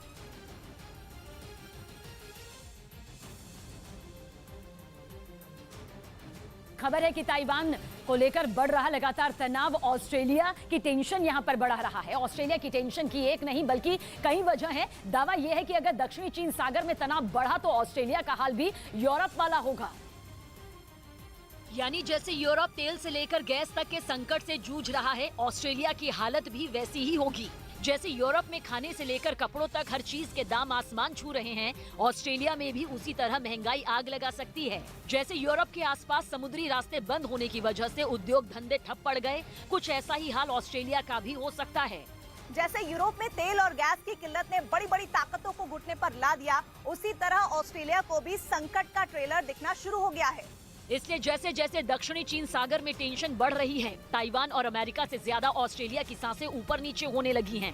दक्षिणी चीन सागर में जैसे जैसे जंगी जहाजों का बेड़ा बढ़ रहा है, ऑस्ट्रेलिया पर बहुत बड़े संकट के बादल मंडराने लगे हैं। सबसे बड़ी बात यह है कि ऑस्ट्रेलिया अपने संकट का किसी से जिक्र तक नहीं कर सकता, क्योंकि ऑस्ट्रेलिया दक्षिणी चीन सागर में बनाए गए उसी क्वाड का हिस्सा है जिसका मकसद ही चीन से मुकाबला है। और चीन से मुकाबले की ही सबसे बड़ी कीमत अब ऑस्ट्रेलिया को चुकानी पड़ सकती है, क्योंकि ऑस्ट्रेलिया तेल के लिए भारत से भी ज्यादा इंपोर्ट पर निर्भर है। वहां तो करीब 90% तेल इंपोर्ट किया जाता है। और इंपोर्ट करने के लिए जो समुद्र का रूट है, उस पर चीन का कंट्रोल हो सकता है। हालांकि ये खेल भी उतना सीधा नहीं, क्योंकि ऑस्ट्रेलिया के पास जो ज्यादातर तेल पहुंचता है वो उसके पड़ोसियों से ही पहुंचता है।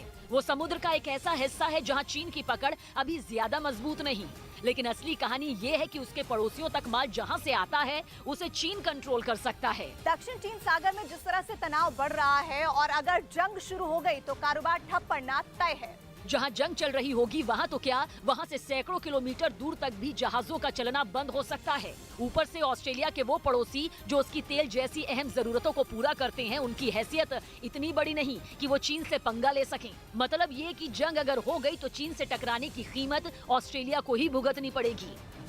जिसकी सबसे बड़ी वजह यह है कि ऑस्ट्रेलिया में ज्यादातर कच्चे तेल का रिफाइनिंग का काम सिर्फ 2 ही जगहों पर होता है, और वो दोनों ही समुद्र के किनारे हैं। परेशानी यह है कि यहाँ तक जिन पड़ोसी देशों के जरिए कच्चा तेल पहुंचता है, वो भी खुद कच्चे तेल का भंडार नहीं रखते। मसलन दक्षिण कोरिया, सिंगापुर, जापान, ताइवान, ये सभी समुद्र में टापू जैसे देश हैं जो दुनिया की बड़ी ताकतों से कच्चा तेल लेकर उसे ऑस्ट्रेलिया को एक्सपोर्ट करते हैं। 27% तेल ऑस्ट्रेलिया तक दक्षिण कोरिया से पहुंचता है, 20% सिंगापुर से आता है, 15% आता है जापान से और 9% ताइवान से।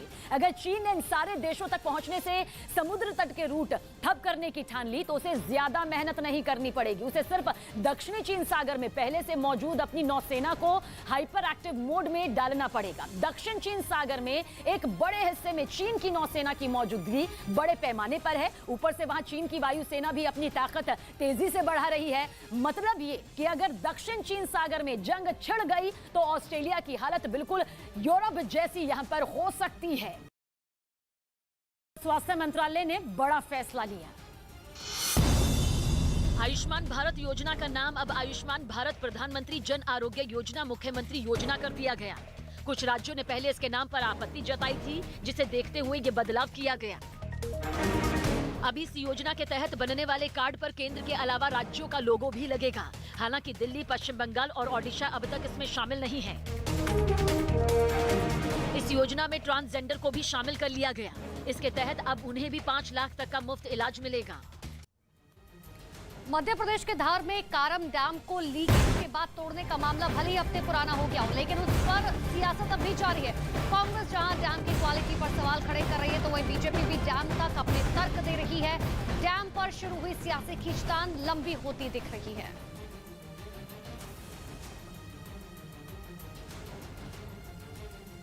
इसके बारे में माननीय मुख्यमंत्री जी स्पष्ट कर चुके हैं कि उसमें गेट नहीं लगे थे, इसलिए उसको डैम कहना या हमारा कोई बड़ा बांध कहना वैसा नहीं है। तालाब नुमा शेप में था और मुख्यमंत्री जी उसके बारे में स्पष्ट कर चुके हैं। नरोत्तम मिश्रा जी कुछ दिन बाद ये बोलेंगे कि वो तो क्रिकेट का मैदान था और उसमें हमने पानी भर के पिच बनाना था। इस तरह के बयान ये साबित करते हैं कि 304 करोड़ का अगर वो डैम नहीं था, सिर्फ तालाब था, तो ऐसा एक उदाहरण बता दें जो 304 करोड़ का तालाब शिवराज सरकार ने पिछले 15 साल में बनाया हो और वहाँ उन्होंने ये उपलब्धि गिनाई हो अपने घोषणा पत्र में। ऐसा एक भी तालाब नहीं है। चीन की नजर अमेरिका के दोस्त थाईलैंड पर जा टिकी है, क्योंकि दक्षिण पूर्वी एशिया अमेरिका और चीन के दबाव बीच जो अपना दबदबा है उसे बनाने के लिए जंग के मैदान में इसे बदल चुका है। और ऐसा इसलिए क्योंकि दोनों ही देश यानी अमेरिका और चीन दक्षिण पूर्वी एशिया में अपनी पकड़ मजबूत करना चाहते हैं, जिस वजह से दोनों देश हर वो हथकंडा अपना रहे हैं जिससे इस रीजन में उनके पैर मजबूत हो सकें। यही वजह रही कि 14 अगस्त को चीन ने थाईलैंड की वायुसेना के साथ मिलकर पूर्वी थाईलैंड में सैन्य ड्रिल की थी। हालांकि एक रिपोर्ट में दावा किया गया कि ये ड्रिल तब हुई जब चीन ने सबमरीन खरीदने की एक डील में पिछले हफ्ते थाईलैंड के मुताबिक कुछ बदलाव किए। डील थी 380 करोड़ डॉलर यानी भारतीय रुपयों में 3000 करोड़ की। थाईलैंड को चीन में बने सबमरीन उससे खरीदने थे, लेकिन उसकी शर्त थी कि इन सबमरीन में इंजन जर्मनी के होने चाहिए। ये शर्त थाईलैंड की तरफ से अप्रैल में रखी गई थी, जिसे चीन ने इंडो पैसिफिक क्षेत्र में अमेरिका से बढ़े तनाव के बीच मान लिया। जिसके बाद उत्तरी थाईलैंड में दोनों देशों ने मिलकर सैन्य ड्रिल की, और इसे अहम इसलिए भी माना जा रहा है क्योंकि अमेरिका और थाईलैंड के बीच हर साल कोबरा गोल्ड नाम से जो अभ्यास होता है उसे इस साल छोटा कर दिया गया। हालांकि कहा जा रहा है कि दोनों देशों के बीच अगले साल ये अभ्यास पूरे पैमाने पर होगा, लेकिन इस क्षेत्र में चीन के मजबूत होते कदम अमेरिका की कमजोर होती पकड़ की ओर इशारा करते दिख रहे हैं। थाईलैंड और चीन के बीच में हुई ये सैन्य ड्रिल भी ऐसे वक्त पर हुई जब अमेरिकी सेना ने इंडोनेशिया के साथ मिलकर सैन्य ड्रिल की, जिसने ये जता दिया कि चीन इंडो पैसिफिक क्षेत्र में उसकी पकड़ को किसी भी तरह की चाल चलकर पछाड़ नहीं सकता। हालांकि बीते कुछ सालों में चीन ने थाईलैंड को अमेरिका की तुलना में ज्यादा हथियारों की सप्लाई की। यही वजह रही कि चीन के टाइप 071 जहाज का पहला खरीदार बन गया। पाकिस्तानी आतंकी जिंदा पकड़ा गया। जम्मू कश्मीर के नौशेरा में सेना ने घुसपैठ की कोशिश कर रहे 2 आतंकियों को ढेर कर दिया। मारे गए इन आतंकियों के पास से पाकिस्तानी करेंसी समेत कई चीजें बरामद की गईं। एनआईए ने श्रीनगर समेत कई जगहों पर टेरर फंडिंग केस में छापेमारी की। जम्मू कश्मीर के कठुआ में एक लापता बीजेपी नेता का शव संदिग्ध हालत में पेड़ से बरामद हुआ। रूस यूक्रेन के बीच युद्ध के 6 महीने बीत गए हैं। दुनिया के तमाम देश युद्ध रोकने की कोशिश में जुटे हैं। भारत भी लगातार प्रयास कर रहा है और दोनों देशों के संपर्क में बना हुआ है। यूएनएससी में भारत की राजदूत रुचिरा कंबोज ने बताया कि भारत यूक्रेन को लगातार मानवीय सहायता भेज रहा है। साथ ही भारत सरकार यूक्रेन और रूस के बीच बातचीत को भी प्रोत्साहित बढ़ावा दिया है। प्रधानमंत्री नरेंद्र मोदी ने खुद इस सिलसिले में एक से अधिक बार बात की है। महाराष्ट्र विधानसभा के बाहर शिवसेना के शिंदे गुट और उद्धव गुट आपस में भिड़ गए। विधानसभा के मानसून सत्र के दौरान विपक्षी विधायकों के तेवर आक्रामक हैं। एनसीपी, कांग्रेस और शिवसेना का उद्धव गुट शिंदे सरकार के खिलाफ मोर्चा खोलकर बैठा है। और अब तो नौबत धक्का मुक्की की आ चुकी है, जिसकी गवाह है महाराष्ट्र विधानसभा के बाहर उद्धव गुट और शिंदे गुट के भिड़ने की तस्वीरें। वैसे जब से उद्धव सरकार गिरी है, शिवसेना के दोनों गुट एक दूसरे की आलोचना का मुद्दा ढूंढ रहे हैं। लेकिन इस बार तो दोनों गुट एक दूसरे पर ऐसे झपटे जैसे मारपीट करने के मूड में हों। दोनों तरफ के विधायकों की जमकर धक्का मुक्की हुई, जिसके बाद कुछ नेताओं ने बीच बचाव किया, लेकिन उनके लिए ये करना आसान नहीं था, क्योंकि ना शिंदे गुट के विधायक पीछे हटना चाहते थे और ना उद्धव गुट के। लेकिन काफी मेहनत के बाद वो धक्का मुक्की रोकने में कामयाब हो रहे। वैसे विधानसभा की कार्यवाही शुरू होने से पहले ही विपक्षी विधायक सदन के बाहर इकट्ठा हो गए थे और उनके हाथों में बैनर और गाजर जैसी चीजें नजर आईं। ये विधायक गाजर दिखाकर महाराष्ट्र के कई इलाकों में सूखा घोषित करने की मांग करते नजर आए, जिसके बाद यही गाजर झगड़े की वजह बन गया, क्योंकि शिंदे गुट का एक विधायक विरोध करने वाले विधायकों में एक से गाजर छीनने की कोशिश करने लगा और देखते ही देखते बात बढ़ गई। गाजर की छीना झपटी धक्का मुक्की तक पहुंच गई और विधायक भूल गए कि वो ये सब विधानसभा के बाहर कर रहे हैं। इसके बाद कुछ विधायकों ने बीच बचाव किया और दोनों तरफ से विधायक सदन के अंदर गए। शिवसेना के बगावत के बाद उद्धव को मुख्यमंत्री पद छोड़ना पड़ा था और 30 जून को एकनाथ शिंदे बीजेपी के समर्थक